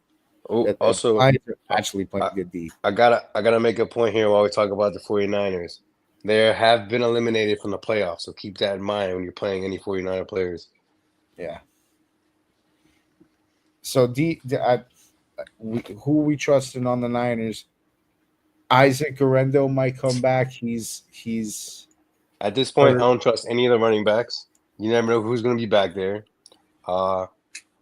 I definitely trust my guy Kittle. Kittle gets you 18 points. He don't even need to score. Devo is fucking. He's been missing until last week. So do we want to count on that? Because it just could be that Miami's passing defense sucks. Hey, also, a broke clock is right twice a day. You feel me? Yeah. You got one more week in him. I had to change my sleeper. My original sleeper was Dalton Schultz. Glad I changed my sleeper. Glad I didn't give you that advice. I'm glad that I chose to do this show after the Saturday morning games or the Saturday day games. Sleeper's going to be Kareem Hunt. Because apparently Pacheco is a running back too. He's fallen off. I don't know what the fuck. We're just not using him. He was like the angry Mr. Angry Runner, and now he's 4 points behind. And we're giving Kareem Hunt all the fucking touchdowns. Wait, but your sleeper's Kareem Hunt hold, played today. Yeah. Oh fuck! They played Kareem today. Hunt played today too. I don't know if he played, but they played. They played today. And ain't no Kansas City Chiefs playing next week for sure. He did get a touchdown. He did get a touchdown. Okay, then cool. I had a Tarachery anyway. It was the Miami defense. He got 8 points. Miami defense is a fucking great fucking sleeper. Browns fucking the Browns and Dorian Thompson. Browns are playing Dorian fucking Thompson, so we don't have anything to worry about. There's no God involved in that. No Jesus at the Browns game today. Jesus is not going to be involved in the Browns game tomorrow, so we'll be okay.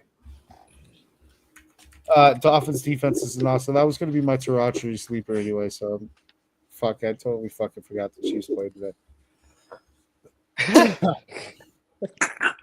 All right. Go home. You're drunk because clearly I'm fucking drunk. He's already there. Yeah. Yeah. We have like a line of Screwball. I've had like 6 or 7 of these glasses of Coquito. Like I'm pretty good right now. I'm not. I could take a Screwball shot. We'll take a Screwball shot. Man, I can't wait to drink again. Cheers. Drink another one for me. Oh no, I'm not doing 2. Go home. You're drunk. Okay. Ugh.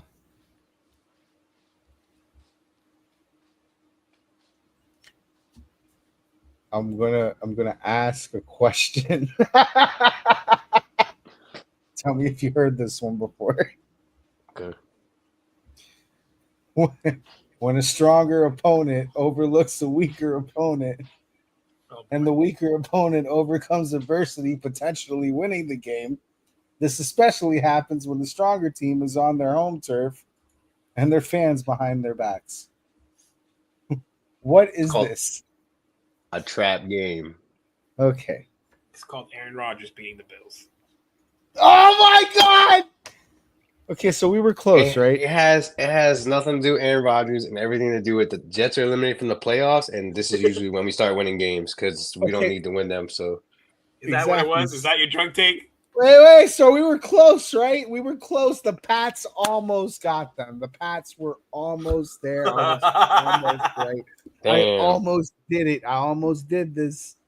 So we're gonna put Buffalo back in the crosshairs. I'm not letting them go until I take them. Bills. So essentially, the Bills are on fraud alert.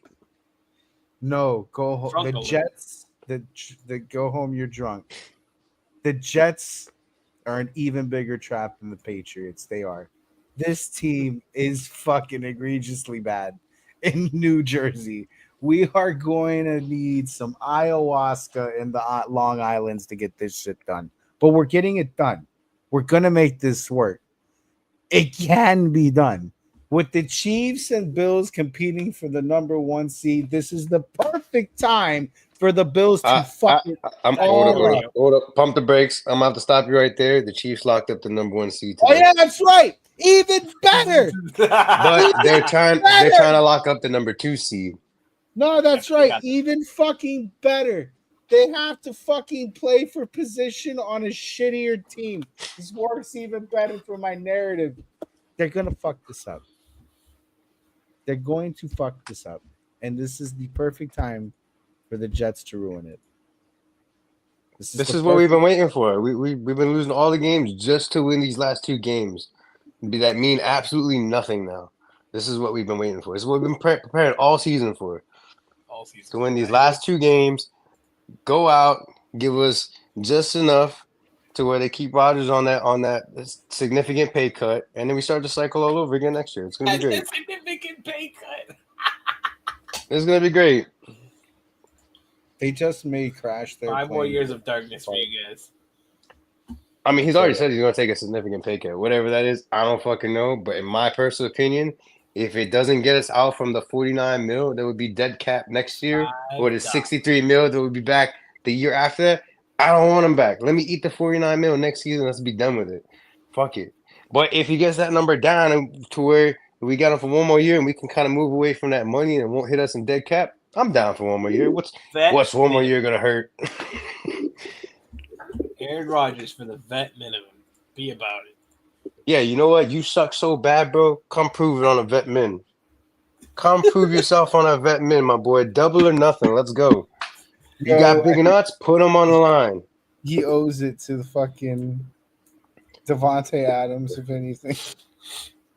Like, bro. And I'm gonna go ahead and say this too, because after watching last week's Jets game versus the Rams, I get 100% why the fuck Garrett Wilson is so mad and upset.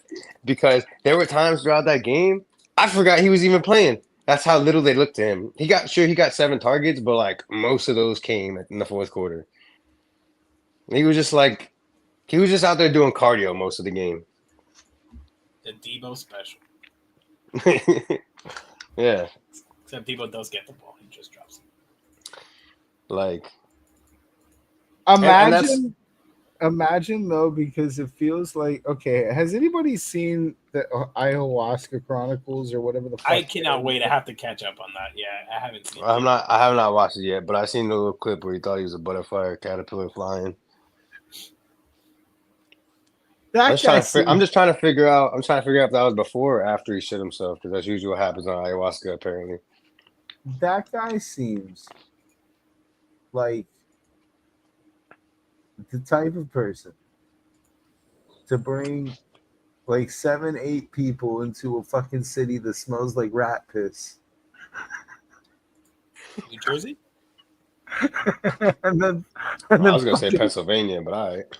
And then fucking retire on them and leave them there. Just be like, all right, I'm out. Thanks for coming, guys. How long are your contracts? I don't care. You know, I would agree with you on that, but I just think his ego is way too fucking big to do that. He wants to trot this show out. He wants to trot this circus out next year too. Now that they got that chemistry brewing, you know what I mean? Oh, this is, they wait till the last till we get eliminated to start hitting on the connection we thought was gonna happen all season when we first got Devontae. Not there. Eliminated from playoffs. Bam! It's like they never missed anything.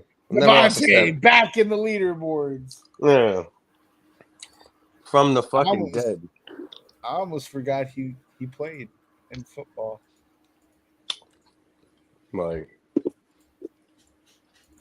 Like he wasn't bad enough to be in the bottom 5, and he wasn't good enough to be in the top 5. So it was like I didn't know he existed.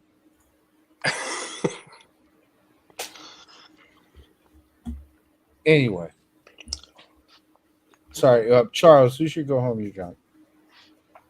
I also was gonna thinking of course, blessing the Jets with such a position to beat the Bills. But when you're drinking and your initial plans, sometimes they're a little covered. You start looking through the schedule, and you realize like where can I find the max amount of chaos where it would hurt the most people. And I once again wholeheartedly believe that the Cowboys are on a majestic run, one for the ages to save McCarthy's career.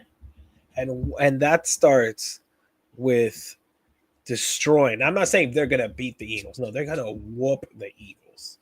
They're going to make Sirianni wish that he wasn't in Philly, because the fans are going to fucking eat him despite his record being as good as it is, because McCarthy and the Cowboys and their backup quarterback are going to drop a 40 banger on these fucking birds.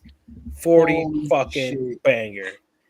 And Holy McCarthy's going to shit. solidify his success as a Cowboys coach by beating the Eagles, blowing them out. But do the Eagles have Jalen Hurts, or is it Kenny Smallhands? It don't matter who they throw out there. I don't give a fuck if it's Mussolini, Hurts, or Wentz, or whatever. It don't matter. Why the It don't fuck matter. would Mussolini be in that lineup? It's the Eagles are. You just named,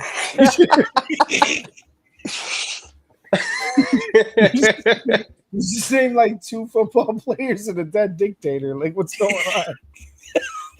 That's the Philly special, baby. What? Man, You seen these people act out in Philly, bro? They're all a bunch of dictators. I mean, they did burn the city down when they won the They championship. burn the city down whether they win or lose. You mad? Burn the city down. You celebrating? Burn the city down. Burn the city down. Fire. They're not dictators, they're pyrotechnics. They're pyromaniacs. No. Pyrophiles. Pyros are more precise with what they're burning. These motherfuckers is burning anything in sight.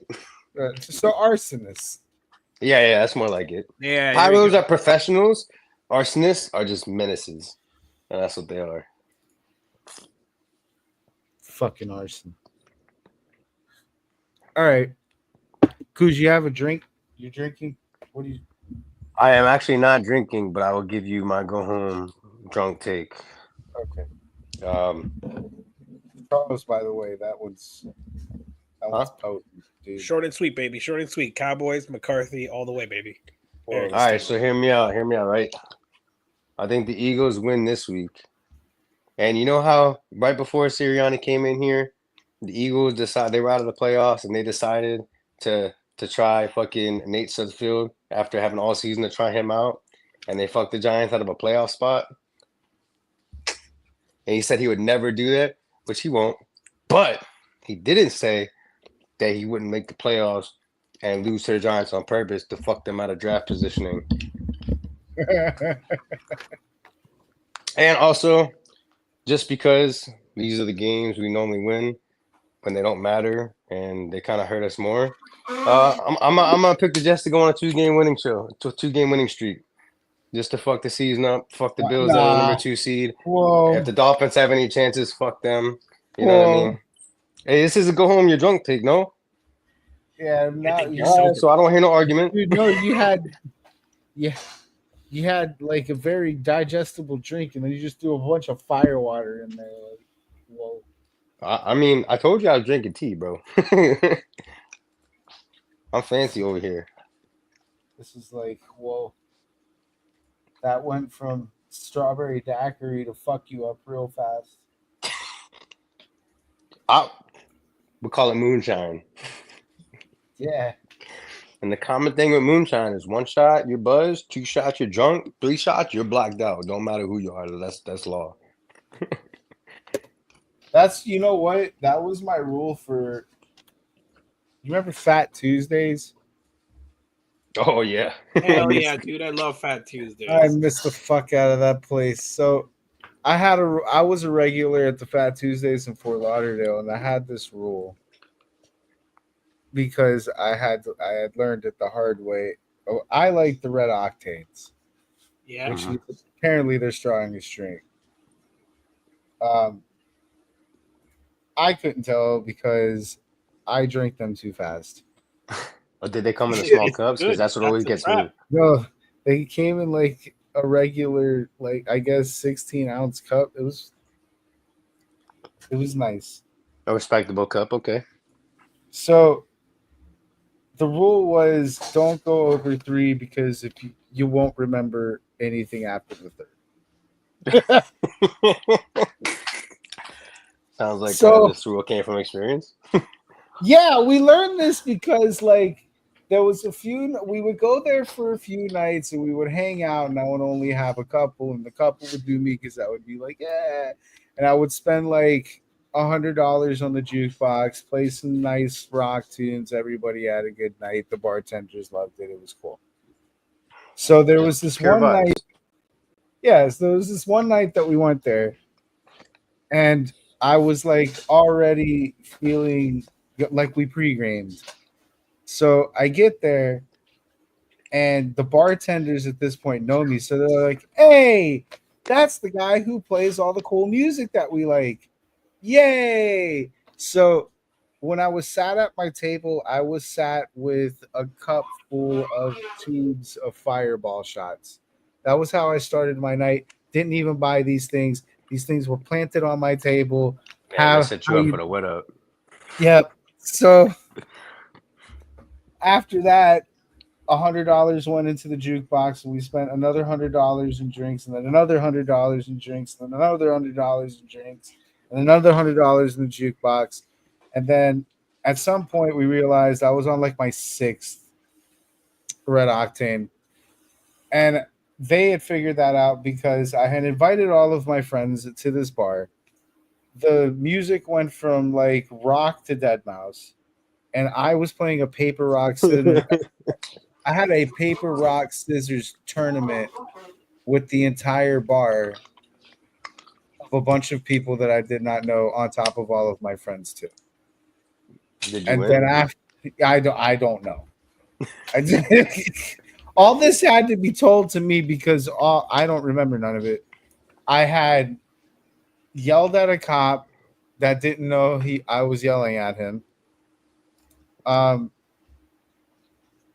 became a drug dealer some point in the night because I had took the green phone case off of my phone and then became convinced that I lost my original phone, which I didn't. It was in my pocket. And I made my wife drive from Hollywood back to Fat Tuesdays at 3 a.m. They were closed. My wife, by the way, fully knowing that the phone is in my pocket, but I'm making her way. She's a so good she wife. knew and she still drove you down? Yes, because I was persistent. Because every time she kept telling me that I had my phone on me, I kept telling her, no, this is my trap phone. Yeah. I was not trapping, by the way. So at some point in the night, At some point in the night, I had became a drug dealer. It's my trap phone. Oh shit. So then afterwards, when I woke up the next morning, I was throwing a show. And what was really funny about the whole thing was I had woke up in my car. I went to go hug my wife. She fucking hates me. So when I figured out that she hates me was when I was told everything, which is how I know everything that happened, even though I was fucking completely blackout for that whole shit. And then I thought there's no fucking way that she must have blown some of that up. I go to my fucking event. There's this random guy while I'm setting up the event looking for me because I told him that I was going to sell him an eighth of weed. So I really did become a drug dealer at some point in the middle of the night. That wasn't bullshit. Like, I had a guy meeting me up at my party the next day. Like, I remember none of this. I don't know how I could do so many things blackout drunk, but I found out I could do a lot of things blackout drunk. Like, 'cause I don't remember nothing. I remember the third drink. That's it. I remember sitting at the bar, playing some corn, having a red octane. After that, I don't fucking know shit. Like, so apparently it was a good time. No, it was a fucking great time. But that's the rule. 3. Like, after 3, you're playing with fire. That's it. After 3. Also, one thing I started to do when I started to get older, once I've had like 2 or 3 shots and like a couple beers in, I start drinking water in between my next drinks. Same. I do that all the time. It's anti-hangover. Yeah, and it's like a cheat code. No one understands that. I don't understand why. It's like very simple. They take the hangover pills and all this. I'm like, yo, just drink fucking water. It's free. When you start feeling fucked up, start drinking the water. This way you can coast down. Drink water. It's free. You don't wake up. You don't wake up like you want to fucking die. That's most of the hangover is you're dehydrated. Yeah. Like severely, like super dehydrated. And people fucking especially like if you had a night like you. Yeah.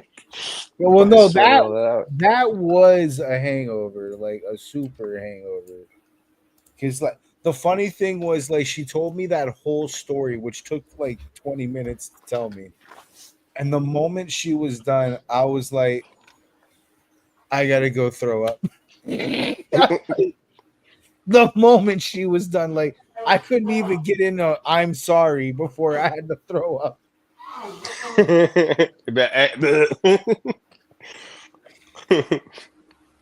Terrible. I was like, yeah. Anyway, okay, cool. I'm glad we had story time. Let's do picks. Charles, have you ever been fucking stupid drunk like that? Yeah, I've definitely been a couple times in my career, and I've usually during anime cons when I used to do those. Like, holy shit, bro! There, I can tell you stories for days. We've broken so many hotel rooms in such drastic fashion. I'm surprised no one in my friend group has been arrested. Have you ever moved all the furniture out of a hotel room, beds, drawers, chairs, everything, and turned it into a fucking DJ like space? Where did you put that shit? Was that home base? Man, this is one of these cons that was like in West Palm or something. Where did you put the furniture? We had multiple hotel rooms, so we put it in the next room. Would you turn one room into a store and one room into a stage? Yeah, one room into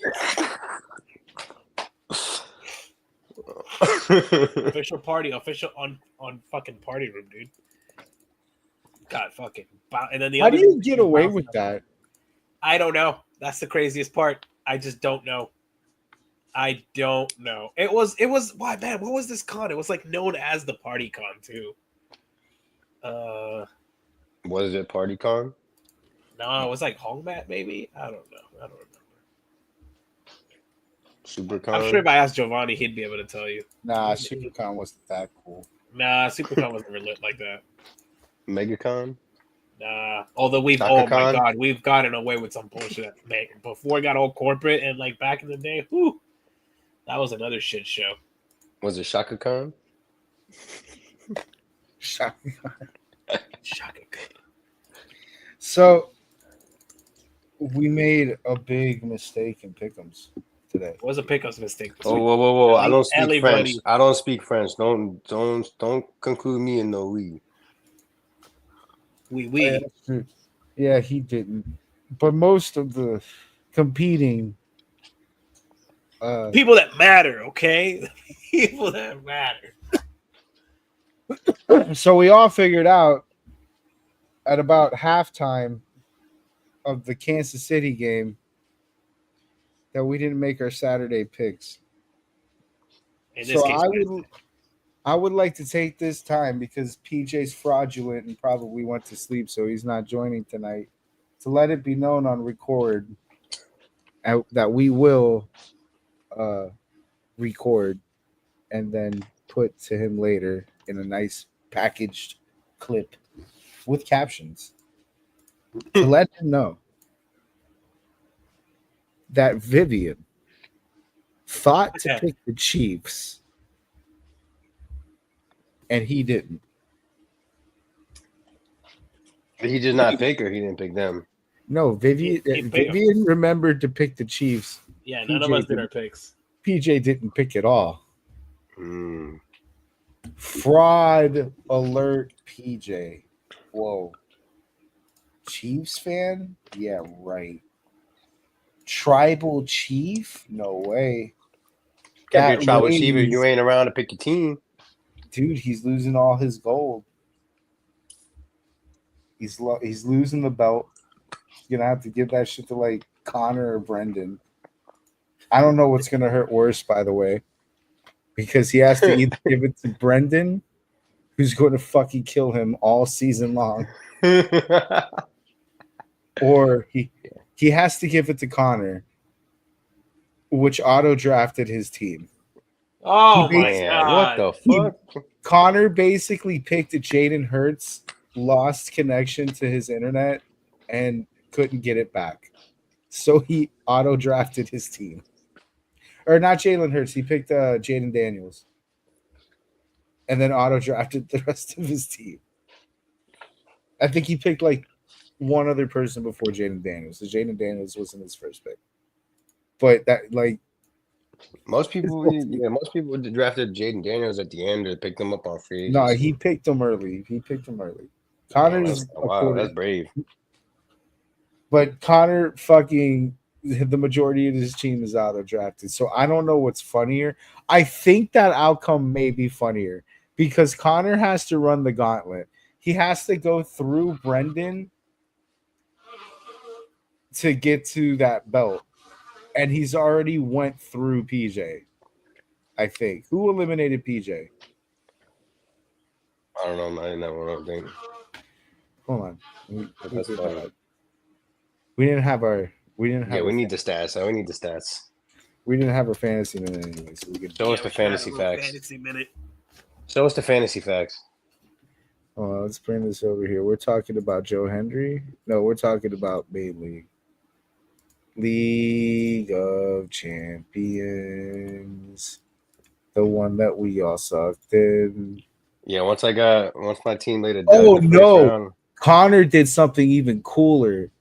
Brendan eliminated PJ, which I already find that to be hilarious. But Connor eliminated Zero, who was number one seed. He was the running favorite to win the league. Hey, shout out to him. I just took down a number one seed too. So, and this was after putting Connor came from the wild cards. He had to put up 146 points to edge against Talon, who had 141 to advance, and then he beat Zero. That's tight. So now he's got 8 points against Brendan right now. Brendan's still favored to win the match, but Connor has the chance to do the funniest thing possible and eliminate Brendan and take the belt. Meaning Brendan lost to an auto-drafted team after eliminating PJ. Damn, that's kind of crazy, honestly. That's fucking cinema. Really cinematic ending. PJ's against Zero, who's in third place. And he's only got 2 points to show for it. Damn, and Taylor just lost by like not even a full 3 points in the NFL's King League too. And Joe Hendry's the funny one. I think Burke might take this one. Shut the fuck up. How about that? He ain't gonna take shit. Burt, no earning. Let me tell you, I saved my week already. Burke's team is all right. Let me tell you the story of Burke in the playoffs right now. Burke put 219 points up to eliminate Brendan. Dang, that's a lot. Damn, you said I was disrespectful, Brendan. I was the number 1 seed in this league. He eliminated me with 142 points. I put up 180 on PJ. Respectable. Yeah, I have to tell your story too. I haven't got to that. Wait.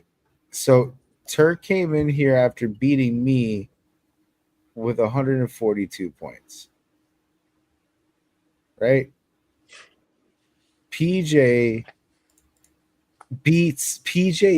run is fucking hilarious because if he wins the league, he can literally say he's Solo Sikoa because he went through Vivian and PJ and he put 180 points on PJ to get to the championship.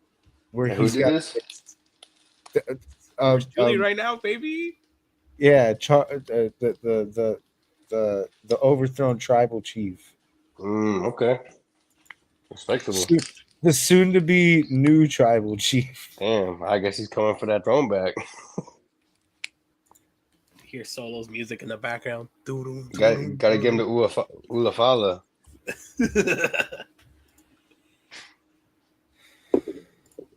The Solo run, I can't wait to see coming. Oh, man. I was so dead in this league, dude. Well, not in this league. The Joe Hendry league I did good in. I was 10-4. But the Champions League, 5-9. No, yeah, your communism was struck down this whole season. Yeah. We're going to need to find a new gimmick. We're going to have to look to a new strategy. Communism doesn't work. Communism did not work. Would have thought. Damn. That's crazy. I just looked in the Joe Hendry thing, and I literally lost the last place thing by 0.02. Oh, Lord. And I haven't even looked at that since I got eliminated in the first round. Or I didn't even make it. It was on toilet bowl. All right, let's see something. Let's go to picks. All right. So, Seattle, Chicago. Seattle. Football event. Are we doing pick'ems right now? Yeah. Yes, sir. Okay. That's on a Thursday. That's our tomorrow. More football, baby. More football. Oh, today. actually, it's less than 24 hours, my boy. Less than 24 hours, yeah. more football, but it's terrible football. Seattle, Chicago. Yeah, I'm taking the Seahawks. They're still fighting for a playoff spot. Chargers, Patriots. Yeah, go ahead. Anybody, we all pick.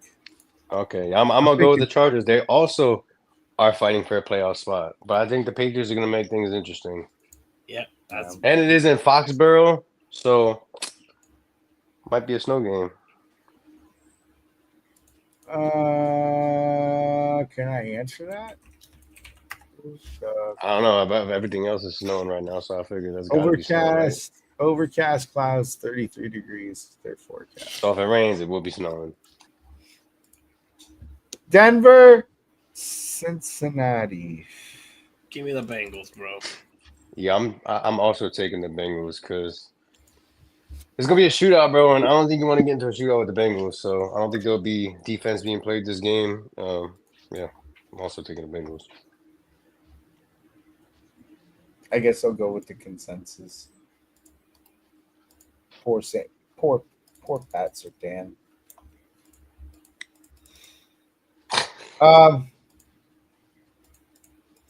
Arizona and the Rams. Fuck Kyler Murray's so excited he got eliminated. That motherfucker can play Call of Duty all he wants now. Like, Right, he's checked out. Rams. Yeah, I'm also taking the Rams. They're also finding a real playoff spot.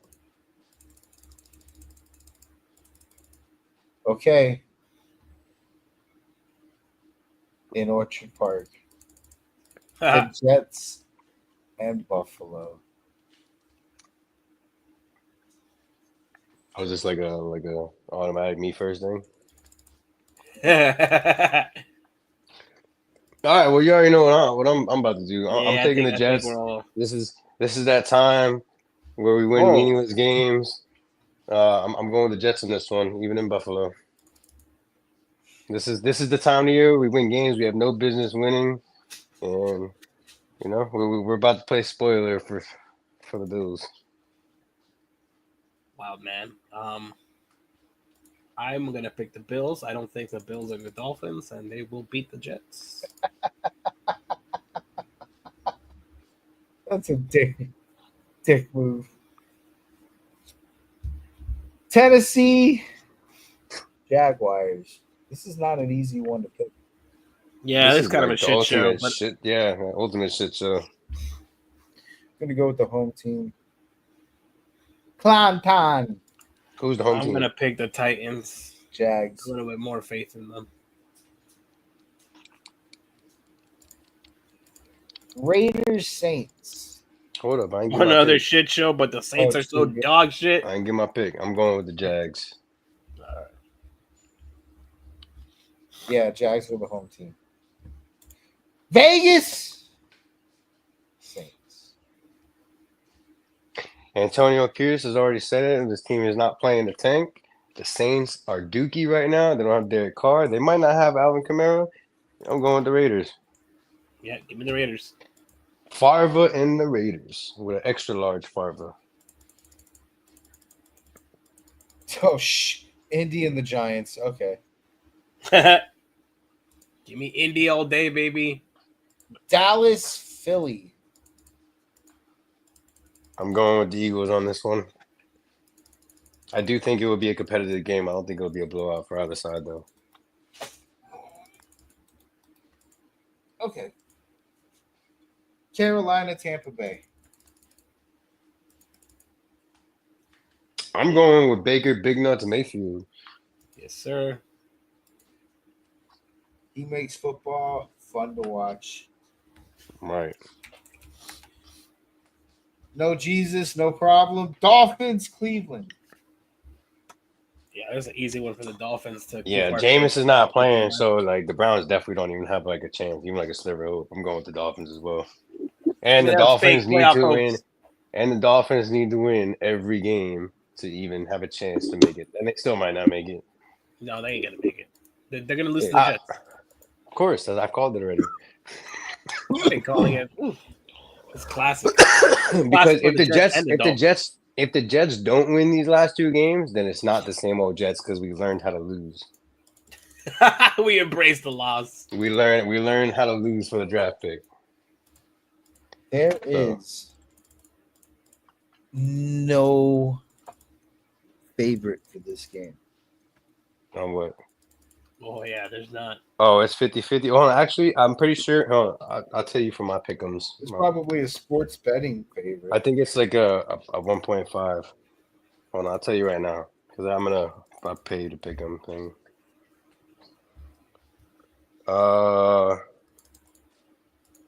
Yeah, Vikings are -1.5. Well, at least in Who that won the one. last matchup here?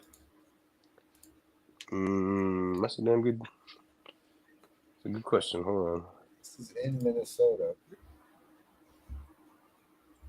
It is in Minnesota. So the last one was in Green Bay. They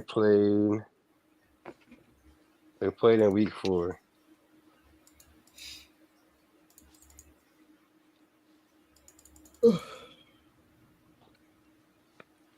Oh wait, you know what? Jordan Love might not have been playing that game. Oh, the Vikings won 31-29 Oh my in the god! last game. Oh, Jordan Love was playing. Yeah, 31-29 in Green Bay.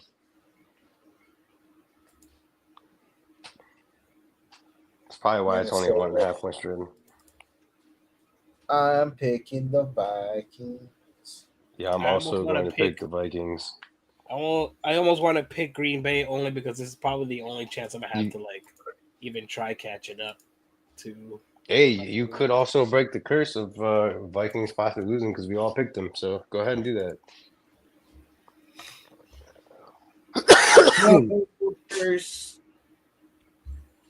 The what? Atlanta, Washington.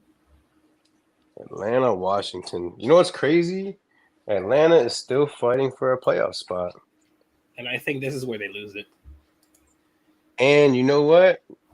I know Kirk Cousins got benched, but with them still having a playoff shot, if Michael Penix doesn't, you know what I'm saying, doesn't got it, I can definitely see them bringing Kirk in off the bench. Not saying that gives them any better chances, but I can see them bringing the vet back when trying to make the playoffs. But I'm still gonna go with the Commies because the Commies, I think fighting for seeding too. I think they're also only 2 games behind in first place. So, for the division, if I'm not mistaken, and they just got a win over the Eagles.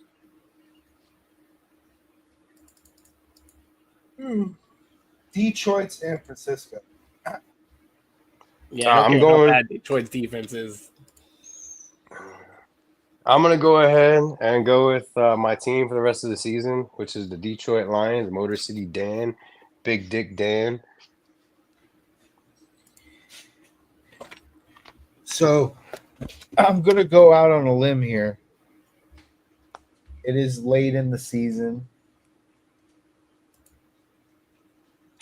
And say Detroit.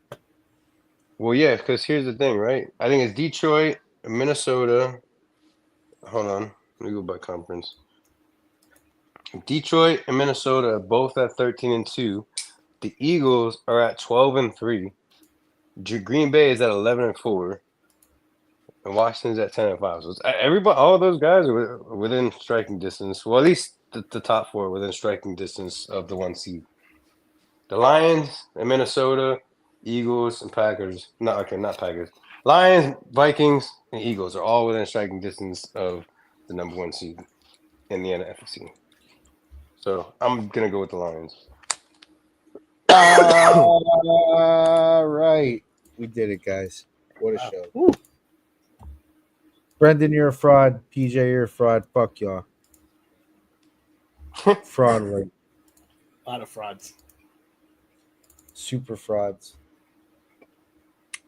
I don't know who I play with this week.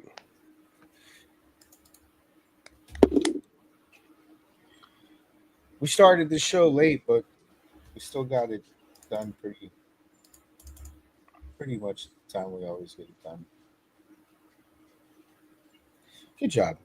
Yeah, about 3 hours. Yeah. We're good co-hosts. Fuck. Brendan has been out for 3 fucking weeks. I miss him. I don't even remember what he looks like. Who? Brendan. Yeah. Probably like one of them Billy Hills. Out there in the boondocks of Kansas. Fraud alert. Super fraud. If he has an opinion tomorrow, we're going to be like, fraud. I don't know, but the Bills are on fraud alert. You know what I mean? They better can't lose to the Jets. That'd be kind of embarrassing. I hope I go home. You're drunk. Your hits.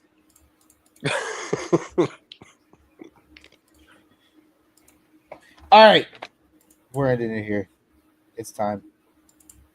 It's time to go drink more eggnog or coconut. Yeah, right. Keep drinking that eggnog before the year ends. Yes. Happy Merry. Well, not happy. Merry Christmas. Happy Hanukkah. Yeah. Happy Kwanzaa. Happy whatever the fuck. Happy championship week to all the fantasy players who made it. Happy survived the toilet bowl if you didn't. I threw in the UFA league so hard, bro. I'm getting flushed. I did everybody a favor. With that being said, we're out. Good night. Peace. Like, subscribe. Go to the fucking website. We have a new website. It's unsolicitedpods.com. And join the Discord. I like it a lot. It's amazing. We can do illegal things there. Huh. You can what? Nothing. And then out. All right. All right, y'all. Have a good night. Merry Christmas. All right. See y'all next week. See you next week.